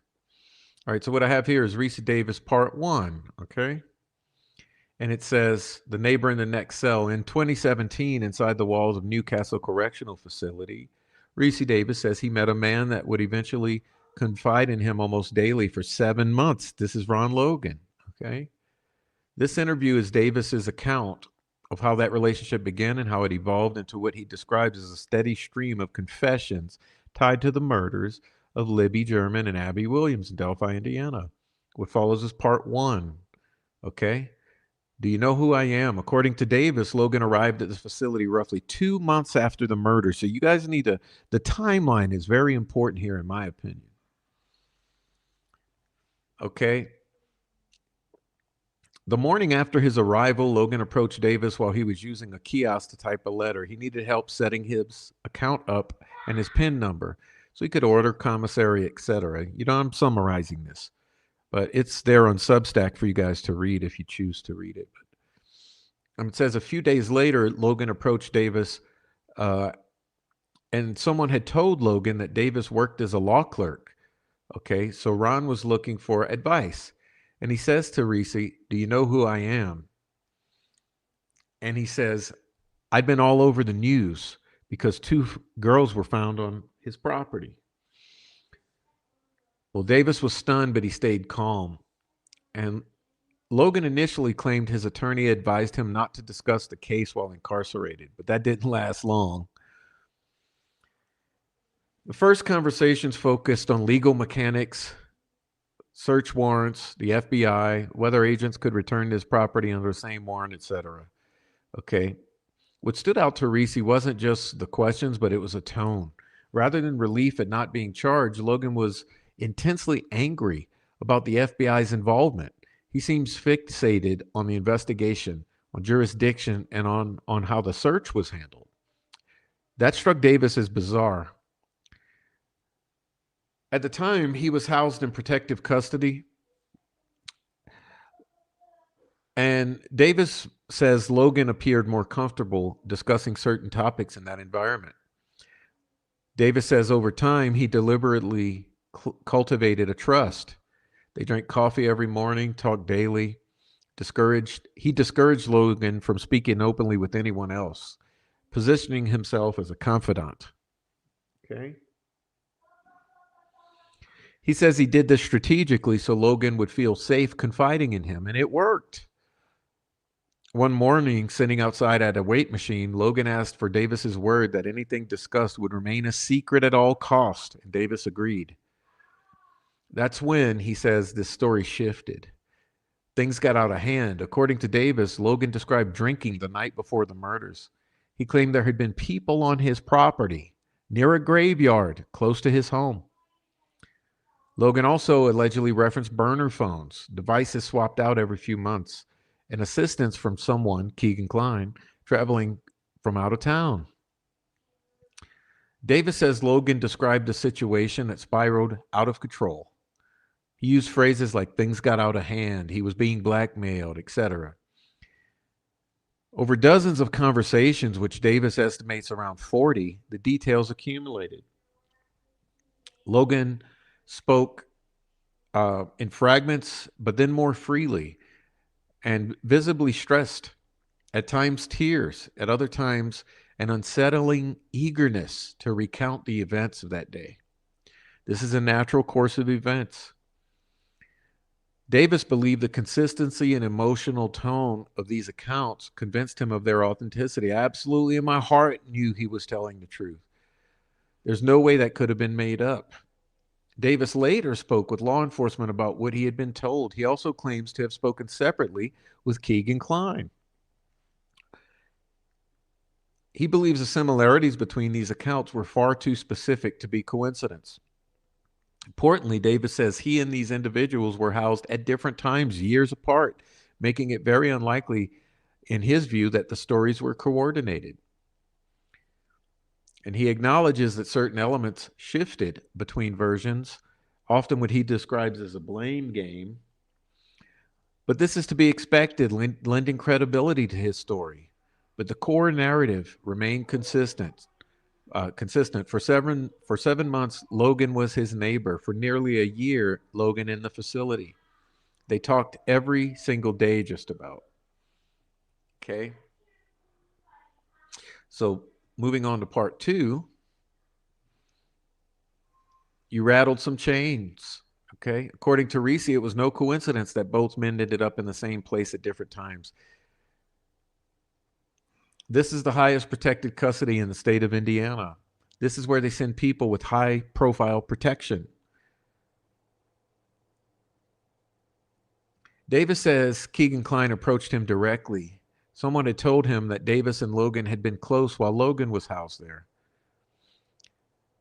His first interaction was simple. He said, you knew Ron Logan? Davis said he responded cautiously. The next day, Klein returned, this time more pointed. Has Ron Logan ever brought me up to you? Davis declined to answer, but Klein pressed harder. He seemed convinced Logan had talked about him. He was throwing it on me, wasn't he? Klein said. For Davis, it was deja vu. Just as with Logan, the information did not pour out immediately, but came in fragments. In guarded disclosures that Davis says grew gradually more expansive as the trust formed. He describes the moment of realization as surreal. This is who Ron was talking about, he recalls. One of the pillars of Davis's belief in what he was told, rests on timing. He says he was housed next to Logan for 7 months. Okay. Klein arrived later. The two were not housed together during Davis's interactions with them. There was no opportunity for collaborative posturing between the two men in his presence. And yet, he says, their core elements aligned. There were differences, inconsistencies about who did what, but the structural narrative, that is the framework, remained intact in both versions, i.e., the truth. That consistency is why Davis says he remained convinced 110% that what he heard was real. Now, when Davis began relaying what he knew, he says the consequences were immediate. He describes a prosecutor publicly criticizing him, labeling him as untrustworthy in online spaces and podcasts. He says, as retribution, he was placed in restrictive custody. No clothes, nothing. It was crazy. According to Davis, the superintendent of the facility personally told him he had rattled some chains. He claims he was told he didn't know all the details, but that things were getting figured out. A major point of contention centers around letters Davis has said he sent to the prosecutor. He claims he wrote 6 to 7 letters in total. Only 2 were formally acknowledged and released by the prosecutor. He says multiple letters were placed within the same envelopes and that some contained correspondence from Klein himself. He alleges that not all letters were disclosed. Within those letters, he says statements from Klein occurred during lockdown periods, remarks about the trial of Richard Allen, including mocking and Richard Allen and disturbing drawings of the crime scene. Davis maintains that additional letters remained in his personal possession, okay, and released to the defense in December of 2025. That's to Andy Baldwin. He suggests that certain contents are still not public for legal reasons, but will be sooner than you all think.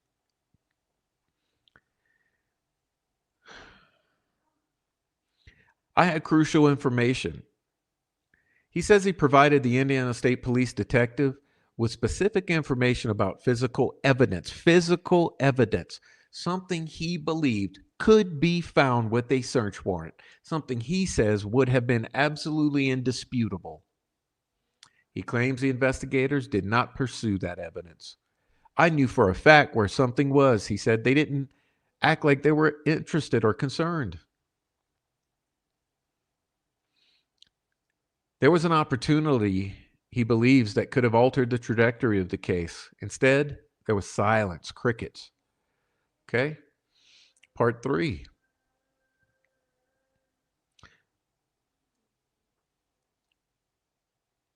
I asked Ricci, run down Ron's story, then run down Keegan's, and touch on the parts that line up.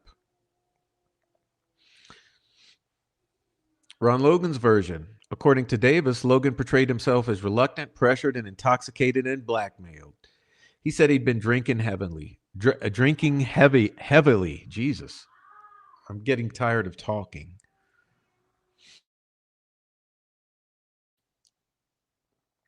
Okay. He says several individuals came onto Ron Logan's property in the hours prior to the murders. He says there was vandalism on his property near the cemetery and at the cemetery. He says trash from this party was cleaned up, loaded on the truck, brought to the dump. Ron Logan and the Kleins were angry about the damage to his property. Ron felt that events got out of hand and referenced blackmail by the Kleins, but didn't explain it. He implied others were in more control of the scenario than he was. Logan described the girls being taken onto his property, one girl escaping briefly, escaping the handcuff, threats to Abby used to regain control by cutting Libby, a nose injury to Ron caused by a struggle with Liberty that caused bleeding. She fought like hell. Items including the girl's clothing thrown into the water. Moving of at least one body, Libby's, more than once or twice. Searchers coming onto the property the next day. Ron Logan himself joining the search efforts to avoid suspicion at the suggestion of Keegan Klein. Okay? Fear and panic when the situation escalated. When it came to the staging, Logan allegedly described it vaguely as witchcraft stuff, something strange and extreme, but without a structured explanation. He did not clearly assign the final acts of killing to himself or name who did what. He was very careful with names. Now, Keegan Klein's version. When Keegan later arrived, he claimed he and his father operated a child exploitation network. They used platforms like Kik and other messaging apps to facilitate this. Logan was allegedly a customer of the Kleins. They, or maybe just Keegan, met Logan periodically to provide devices and updates. Burner phones were used. Logan was blackmailed over his child pornography involvement. Logan's property was necessary for a plan. They needed it, right? Klein admitted to communicating with Liberty German and admitted catfishing or fishing multiple underage girls, including friends of Liberty German. And see, that detail we kind of forget in this whole story. But Keegan admitting to catfishing multiple underage girls, and look at it, including friends of German.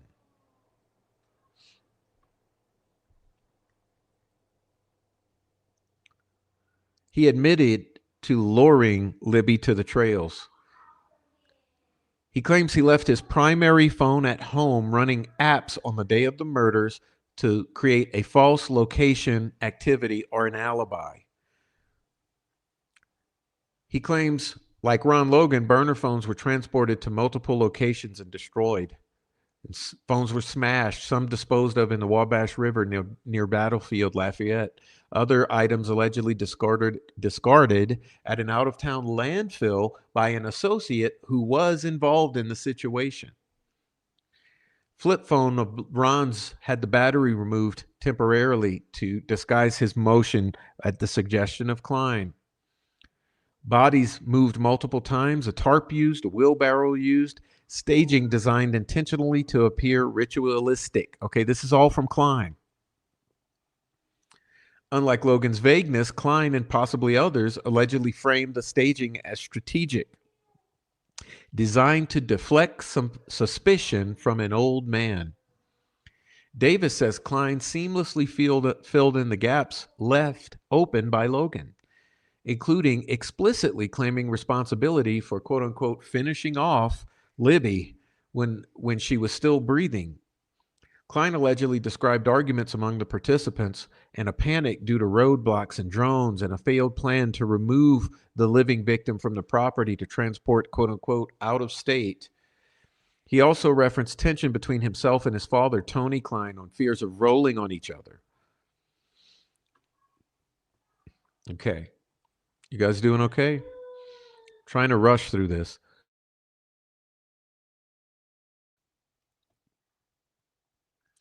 The points that Davis say lined up.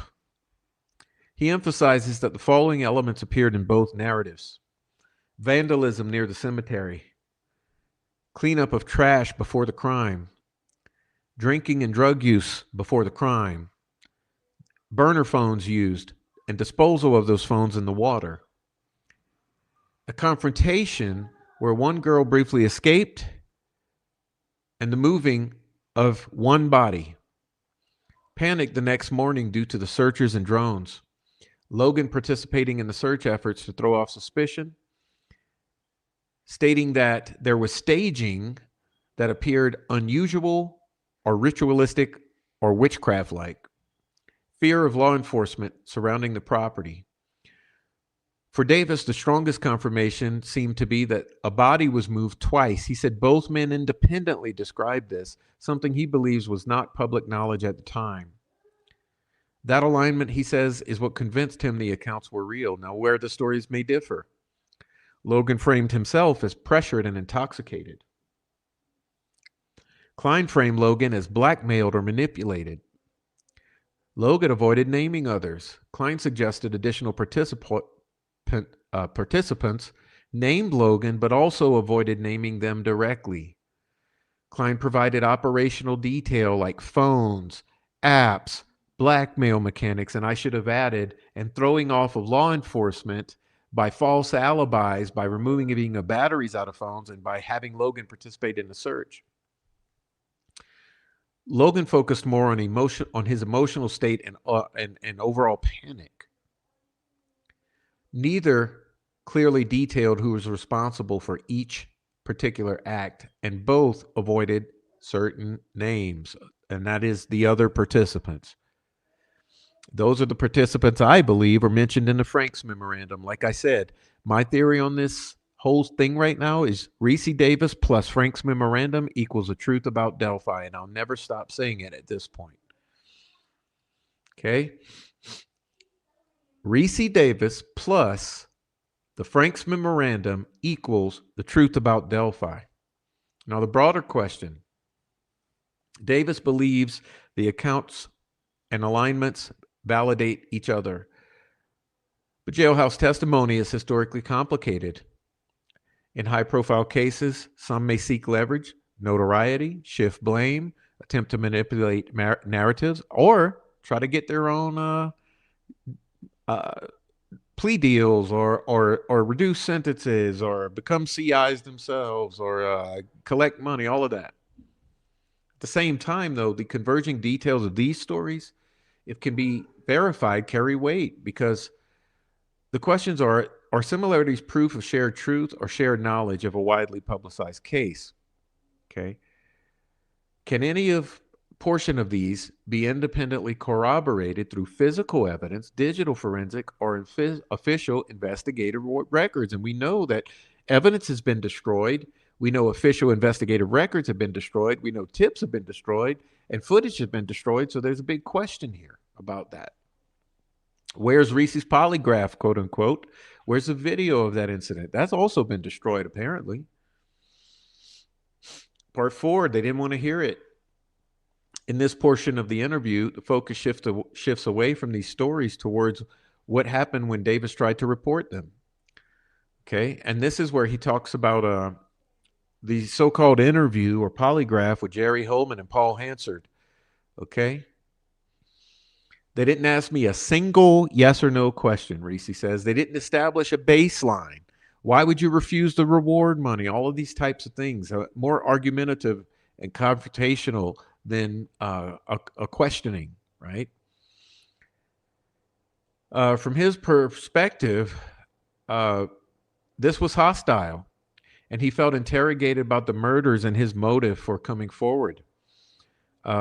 He attributes this to his stutter and Tourette's syndrome, and maybe to the fact that he was whistleblowing on Ron Logan, a friend of the prosecutor. And now we know a friend of Kathy Shank and a friend of the Kleins. So it starts to add up, doesn't it? Davis states this session was recorded and claims now investigators say the recording is lost or recordings are lost.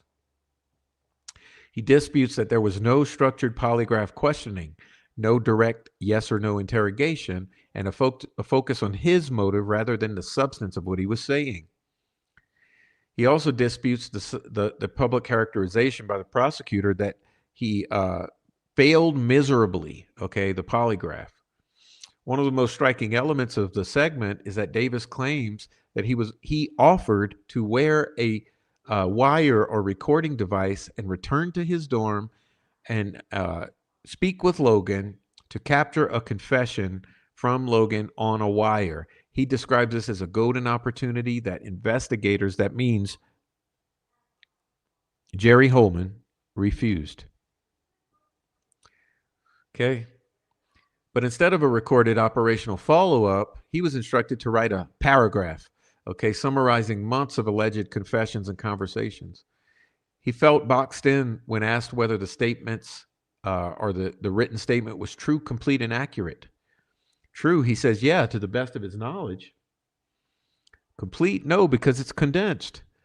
Accurate, he says it reflected what he had been told, but he could not independently verify it. He interpreted this as a trap designed to undermine his credibility. Okay, and he also goes into the flip phone and alleges that also that Logan told him he had connections with prosecutor Nicholas McClellan, and he would be modified out of prison early. According to Davis, he reported Logan's alleged confession, and roughly a month later, Logan was granted modification to serve time outside of prison. This sequence reinforced his suspicion. Years later, when Davis says when he watched proceedings related to Richard Allen, he felt that elements he had described in 2017 were now being used to build a case against Allen. He characterizes this as pinning his information onto the wrong person and states that Allen is innocent. That belief is central to his ongoing frustration. What stands out in this section is not factual detail, but emotional escalation. Davis frames the interaction with Holman as being dismissed, being portrayed as a liar, being denied the chance to prove his claims, watching years later as the case remained unsolved. He expresses anger at law enforcement and the prosecutor, at perceived lost evidence, and what he believes is institutional corruption and protectionism. He acknowledges his vulnerability, that he's incarcerated, has a criminal record, and that affects how he's perceived by people. But he contrasts that, what he calls hiding evidence. Okay?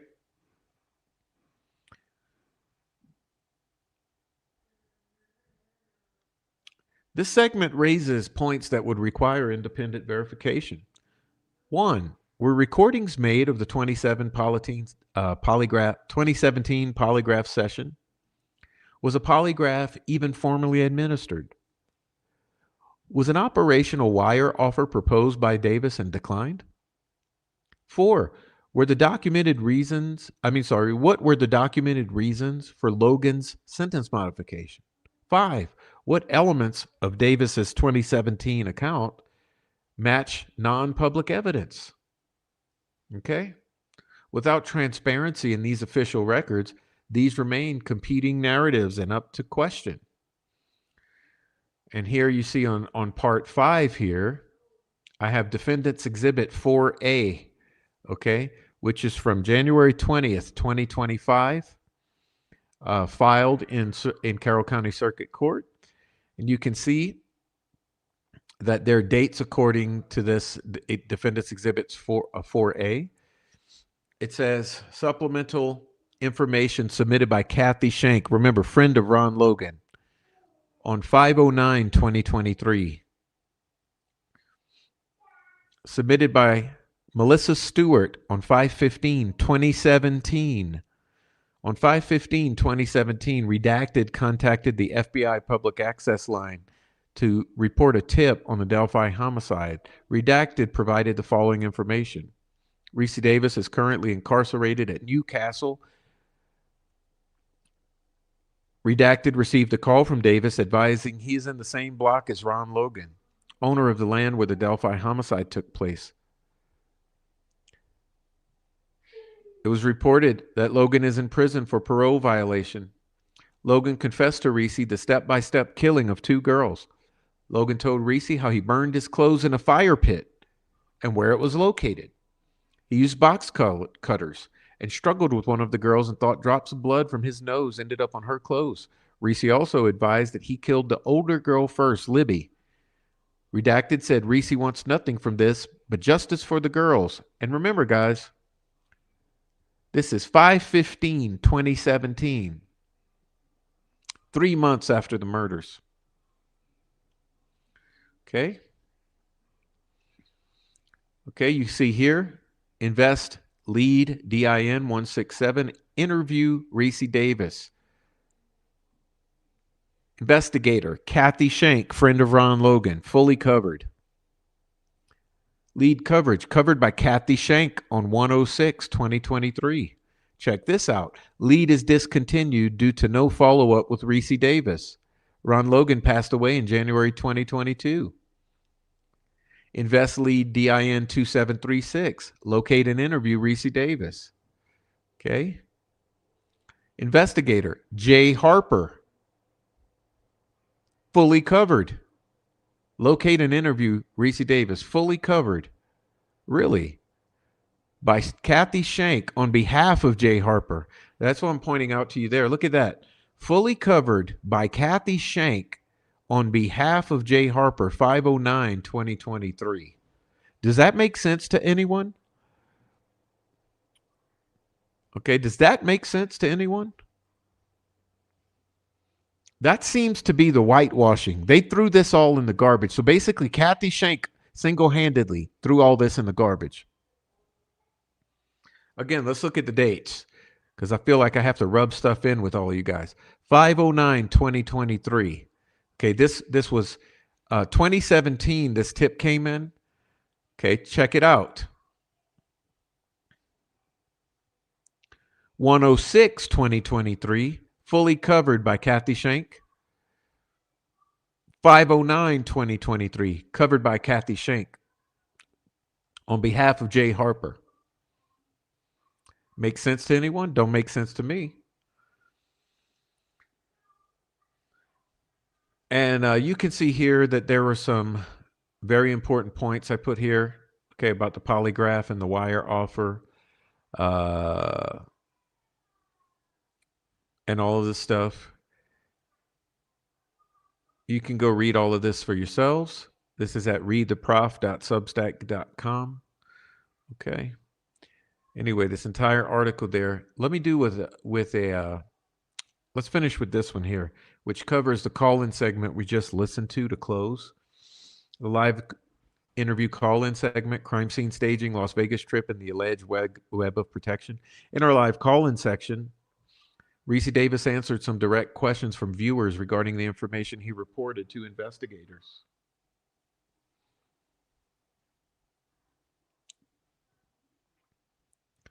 The exchange provided context not only about what was allegedly said to him inside the facility, but also what he still does and does not know. Okay. When asked about the placement of sticks and symbols at the scene, Davis stated he was told the scene was intentionally staged. According to what he described hearing, the staging was meant to create the appearance of ritualistic or witchcraft type symbolism. Now, just an aside for you guys, doesn't this exactly confirm Robert Ives' initial relating of the crime scene? The bodies were moved. Remember, Robert Ives. Okay, this has been all scrubbed from the internet like everything else in this case. Robert Ives said the bodies were moved and staged. Ricci Davis says, Keegan Klein and Ron Logan say the bodies were moved and staged. Okay? Robert Ives says they were moved and staged. Robert Ives said there were non-secular signatures at the crime scene, and that has been deleted from the internet. Okay? It has been scrubbed. Non-secular signatures at the crime scene.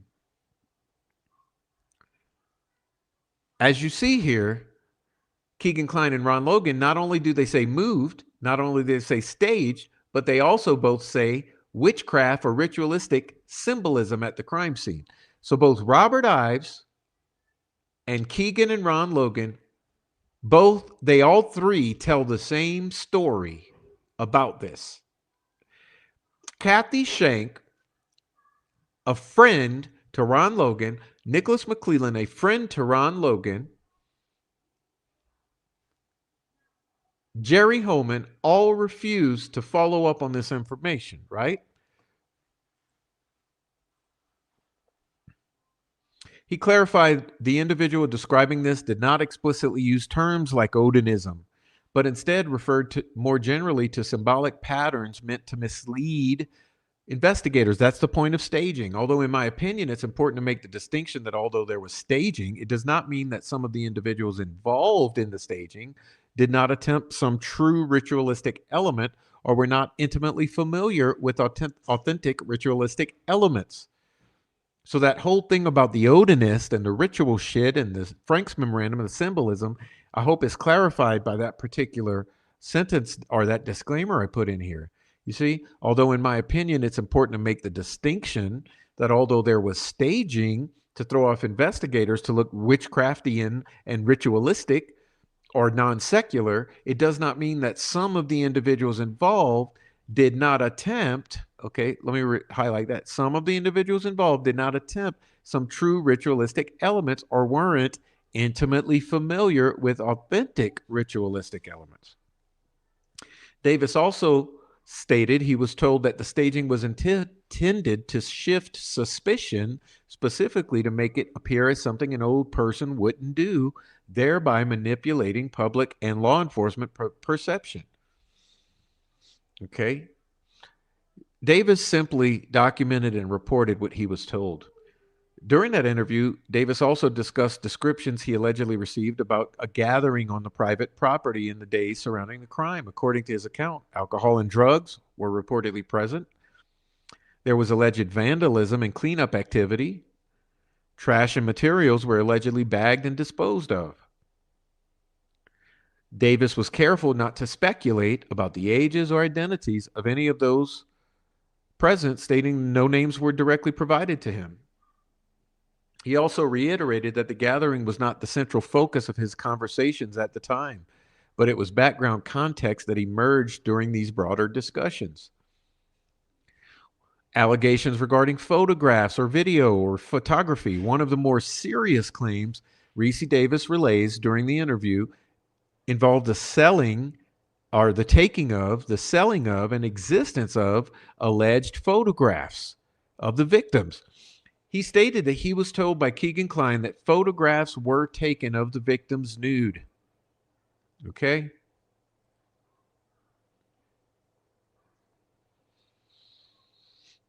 And of the crime scene. And that those images were later transported out of state, allegedly to Las Vegas, with the discussion of attempting to sell them. Davis emphasized that he doesn't know when the photos were taken, whether they were taken before, after death, or both, and who possessed and took the photos at specific times. He described hearing that photos were part of a broader exploitation operation involving online activity and prior illegal material. Okay? When asked specifically about Las Vegas, Nevada, Davis states he was told that certain individuals left Indiana because they, quote, felt pressure coming on and wanted to, quote, get out of Dodge. According to what Davis recounted, there was discussion of selling illicit material. There were alleged contacts in Nevada involved in similar exploitation networks, and the move was described as strategic, not recreational. Okay? Claims of protectionism and connections. Perhaps the most Perhaps the most serious allegation Davis repeated during the interview involved claims of protectionism. He stated he was told certain individuals believed they were insulated from prosecution due to connections, including alleged legal or political contacts who were involved in the purchasing of this illegal material or illicit material from these individuals. I think the feds need to come in and just take completely over, man. I mean, it's just, people need to really push, right? Letters do what they can, I mean, as I said, I didn't expect anybody to believe me, but people need to start pushing for the facts and really start getting things exposed. I think they need to get Keegan's dad and deposition him and push on him. I think he would break. I think he would come clean. I mean, Keegan said his dad had connections all around, even selling child porn to people in the higher ups and stuff too.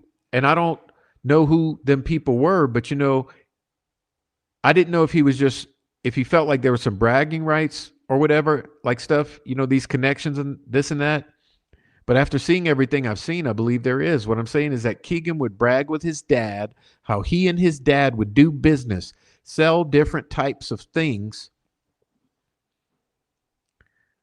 to people in the higher ups, talking about political figures. I mean, he made it sound like, it was one of them things, that's why everybody's so comfortable, of who's been handling this case, because there's a lot more at stake. You know what I mean? If this got exposed in its totality, man, it'd be ugly, man. But I know that they were selling child pornography, definitely to an attorney. He said an attorney, stuff like that. And talking about like, that's why he was bragging about the money so much. He was like, yeah, man, he's selling to his attorneys and these people. And I didn't believe him. I mean, at first, I really didn't know if it was true or not. I didn't know anything he was saying was true or not. He felt that comfortable with the Ron situation because, with Ron, between, that Ron had close connections too with these people, that they knew no matter what, they weren't going to set out Logan's name. And he said, if it did get set out, Nicholas McClellan, all of them, if it did get figured out, you know what I mean? It would expose a lot more. That's why he said that he felt comfortable that, he wasn't going to ever get charged. He feels protected, right? And that's Keegan speaking. And so the same thing Ron said.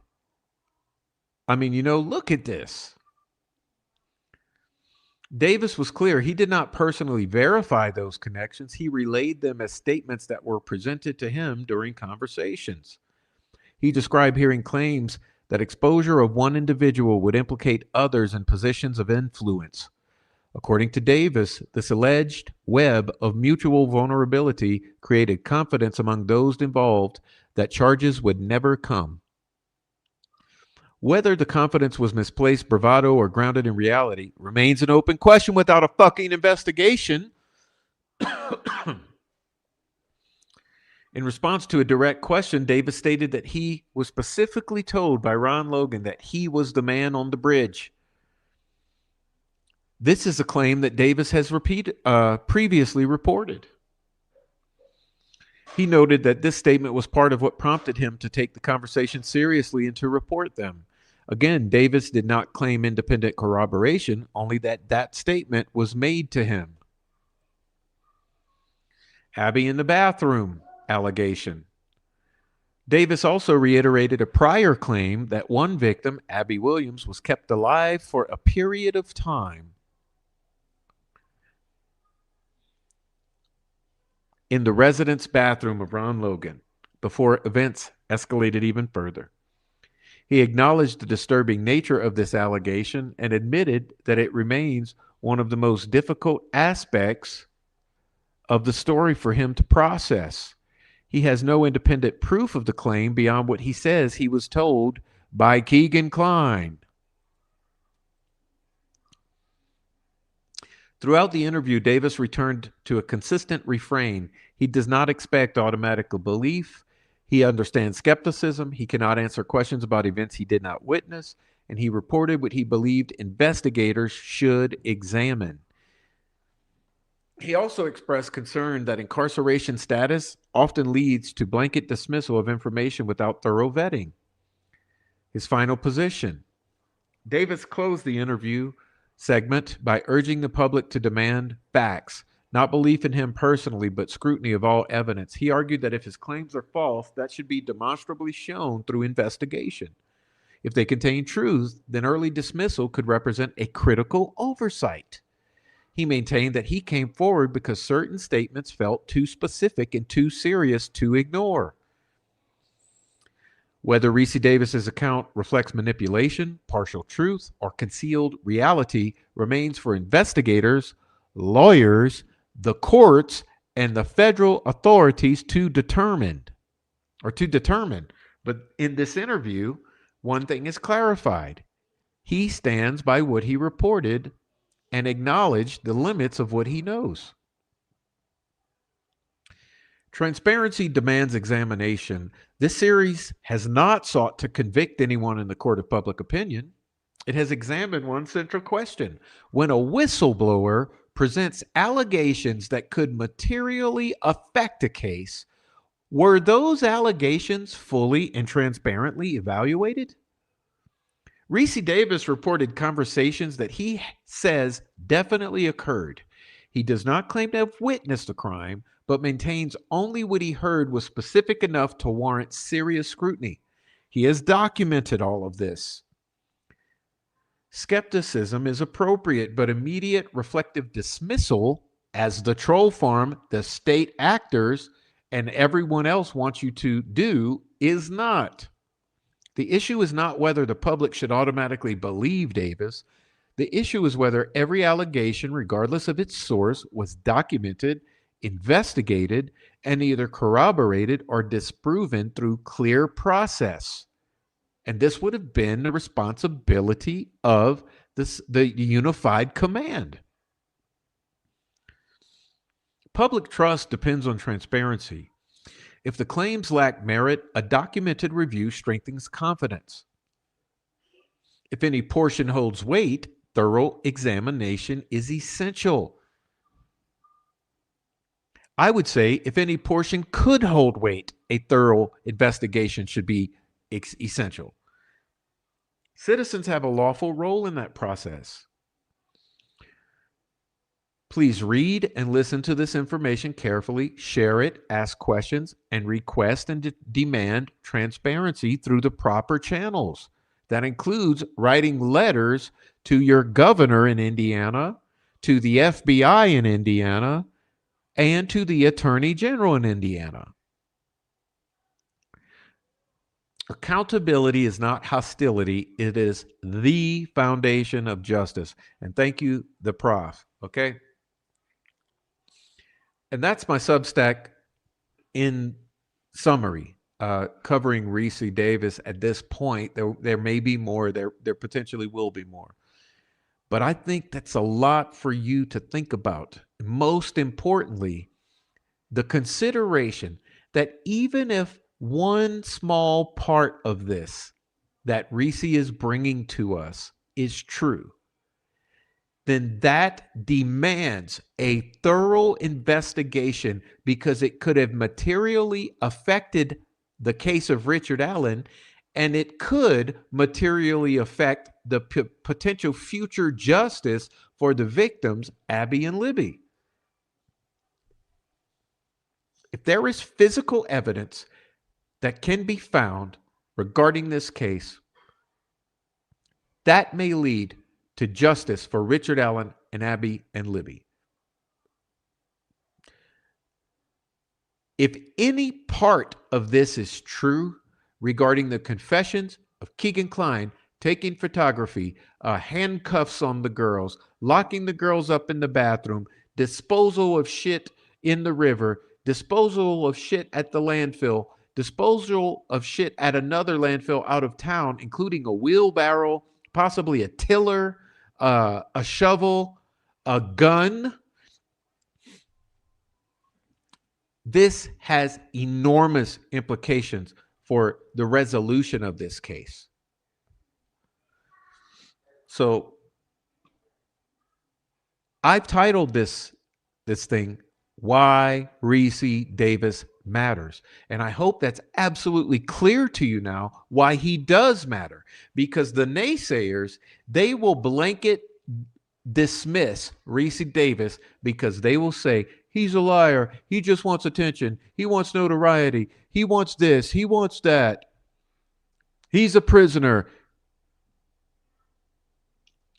Well, Ricci Davis is the one individual who was blessed, for lack of a better term, with the opportunity to be confided in by both Ron Logan and years later by Keegan Klein. He is a nexus to Ron Logan and Keegan Klein, and he was blessed with that opportunity. And he was smart enough to document it all the entire way and bring it forward. As you saw, he started bringing this forward in mid-May of 2017, 3 months after the murders occurred. 3 months after the murders occurred, he's handing this all repeatedly to Indiana State Police, to the prosecutor, to the attorney general. Trial comes, he hands it to the prosecutor. Okay. Trial continues, he hands it to the defense team. He's been trying his hardest to do what he can to give this information since 3 months after the murder. Why blanketly dismiss that? Ricci Davis matters, especially if he's the piece of the puzzle that makes this all come together, like Andy Baldwin said. I think that's reason enough to give a lot of you pause to reframe your thinking and reconsider this gentleman and what he's bringing to the table.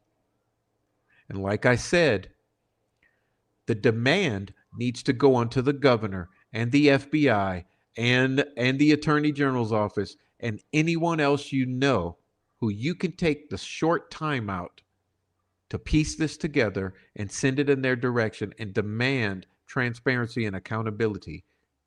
Because if the individuals sitting in unified command are covering this crime up and intentionally looked away from Ricci Davis's information because it pointed to what actually happened, then we have an entire RICO conspiracy here. And that's the onus for the feds and the oversight committees to look at, is why in the hell do you have an entire unified command leading this case in the wrong direction and putting this all on the head of one man when other evidence existed? And where is that evidence anyway? Where is all of this evidence? Interesting that the very evidence at play here is the very evidence that's been deleted or destroyed.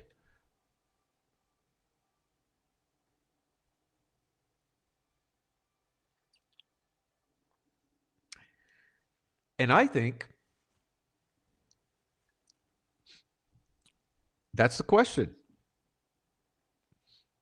And it's up to people who matter to see the conflicts of interest here. If you have a prosecutor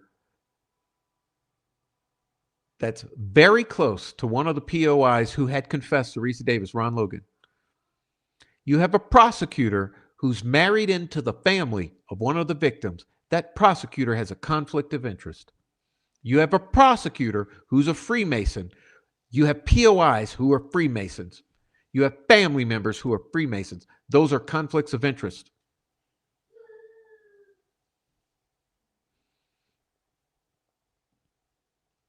You have law enforcement who are related to the families. You have law enforcement who are Freemasons. You have law enforcement who were connected to the Kleins. You have an investigator, quote unquote, a little old lady named Kathy Shank, whose daughter is intimately connected to Ron Logan.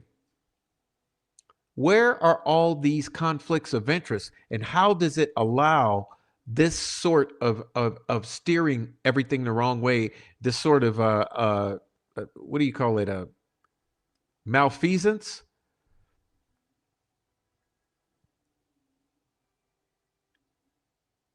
You've got all these conflicts of interest,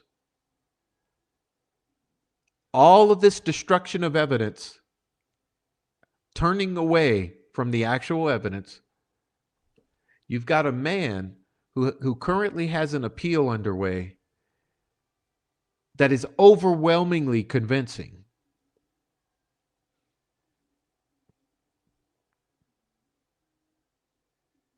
There's something wrong here, and everybody knows there's something wrong here.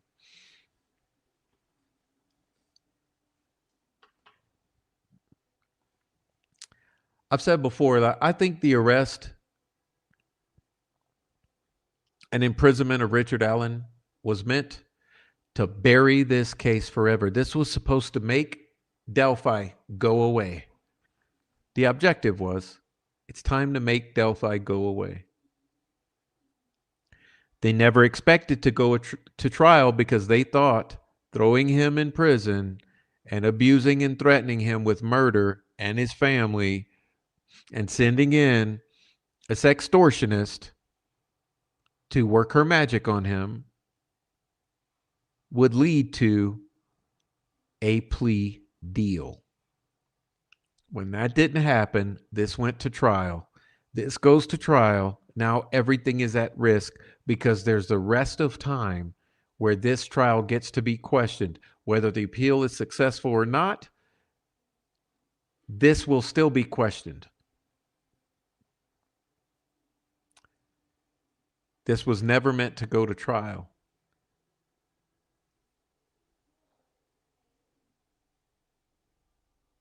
Going to trial meant the mission to bury this case permanently with the arrest and imprisonment and plea deal from Richard Allen failed. So this case will not go away permanently because trial happened. And whatever happens from here on out, the public will always be skeptical of what has transpired. The public will always have feelings about the negligence in investigating these leads. And the public will always have questions about whether or not there are murderers out there of children who've been allowed to walk free,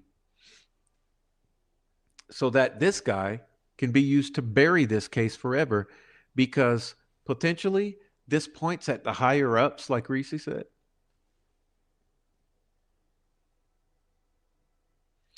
Let's see. What is Occam's razor? Let's see. The simplest thing that must be true for this type of massive cover up and this type of massive malpractice, where people are willing to put their lives and careers on the line to railroad this guy. Hey, the only thing that would engender that sort of conspiracy or cover up on such a massive scale would be if this pointed at higher ups. That's the simplest explanation. Keegan Klein ain't no higher up. Tony Klein ain't no higher up.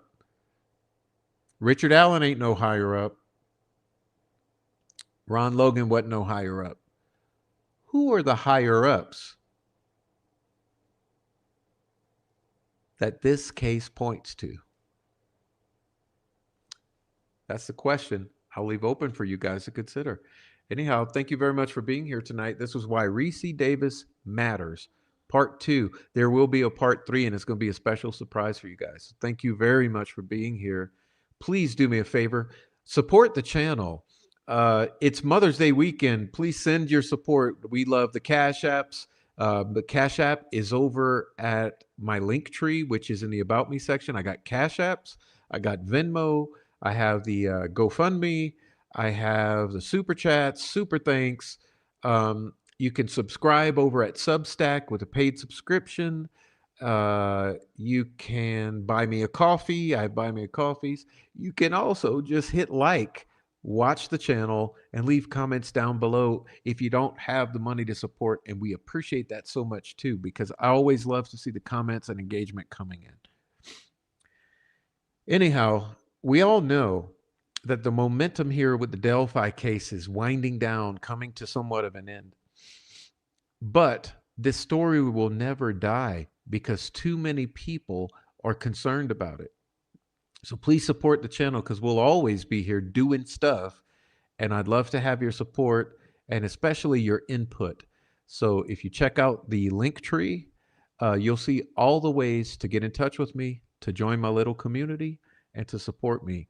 And please do me a favor and support each other in the chat because we have a nice community of wonderful people here. The most wonderful people in true crime are the very people you see in the chats and comment sections. And they are lovely people, and different people are going through different things. We have cancer survivors, we have homeless survivors, we have grieving widows and widowers, and we have single parents, we have parents of murdered children. We have the entire panorama here in our community. So I ask you to support each other more than anything else, because this is about people, and we are people, and let's take care of each other. And I appreciate you, and we should appreciate each other while we're here, because this is all we have. And I truly value and appreciate all the time spent with each and every one of you, especially the wonderful people in my chat. So thank you all. Shout out chat. And I'll say good night to you on the way out. So God bless you all. So Trial Junkie, Giuseppe, Quadaxo Mimi, Nicole Watt, Just James, Deb, Fight for Justice, Pertinent, Her Baby Daddy, Gretchen, Dirty Diana, Paula Fitzhenry, Yolanda Pink Rosie, David Rogers, Oh Hey Christina, Peggy O, Who's Your Daddy, Noe Amos, Erica Morse, Christine Salzer,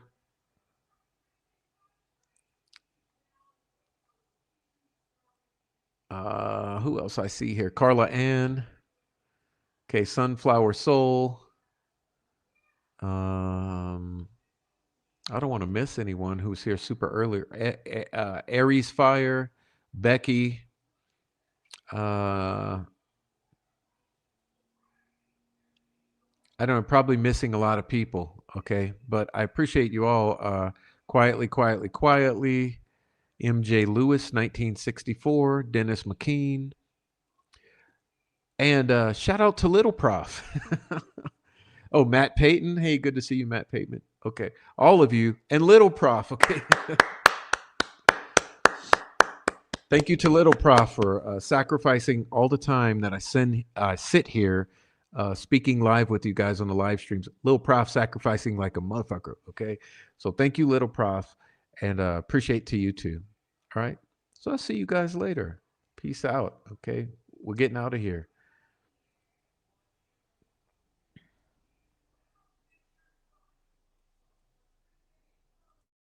Well, obviously we have a rapist in Lincoln Park. He's climbing in your windows. He's snatching your people up, trying to rape them. So y'all need to hide your kids, hide your wife, and hide your husband because they raping everybody out here. Bruh.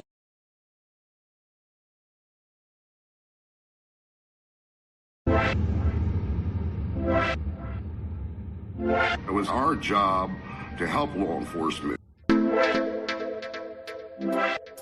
Off is a fucking terrorist, a fucking pedophile, sympathizing fucking terrorist.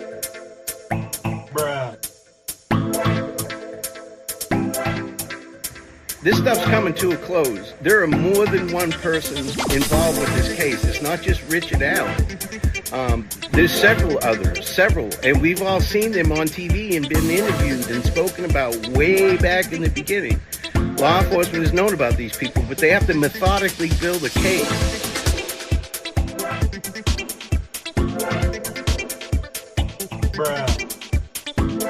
Prof is a fucking terrorist, a fucking pedophile, sympathizing fucking terrorist. Not productive. It's It's kind of gross and icky.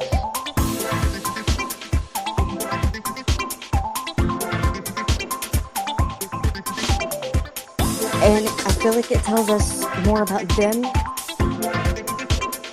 than the people they're trying to degrade. They're always trying to degrade someone. It's not productive. It's kind of gross and icky. And I feel like it tells us more about them than the people they're trying to degrade. They're always trying to degrade someone. Fuck you. Fuck you. Fuck you. Fuck you. Fuck you. Fuck you. Fuck you. Fuck you. Fuck you. Prof is a fucking terrorist. Obsessed junkie stalker. It was our job to help law enforcement. It's not productive. Prof is a fucking terrorist.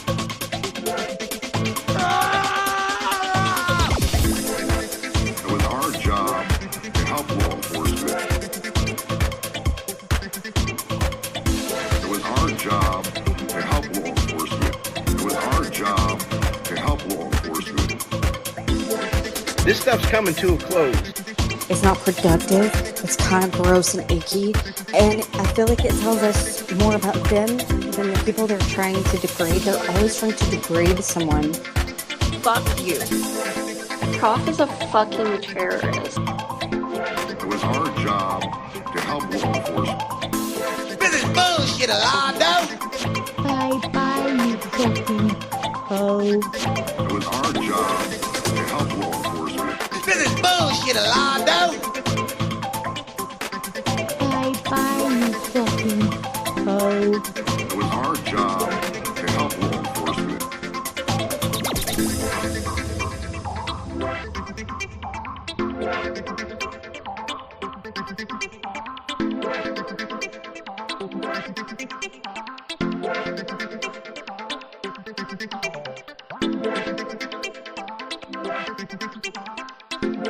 It was our job to help law enforcement.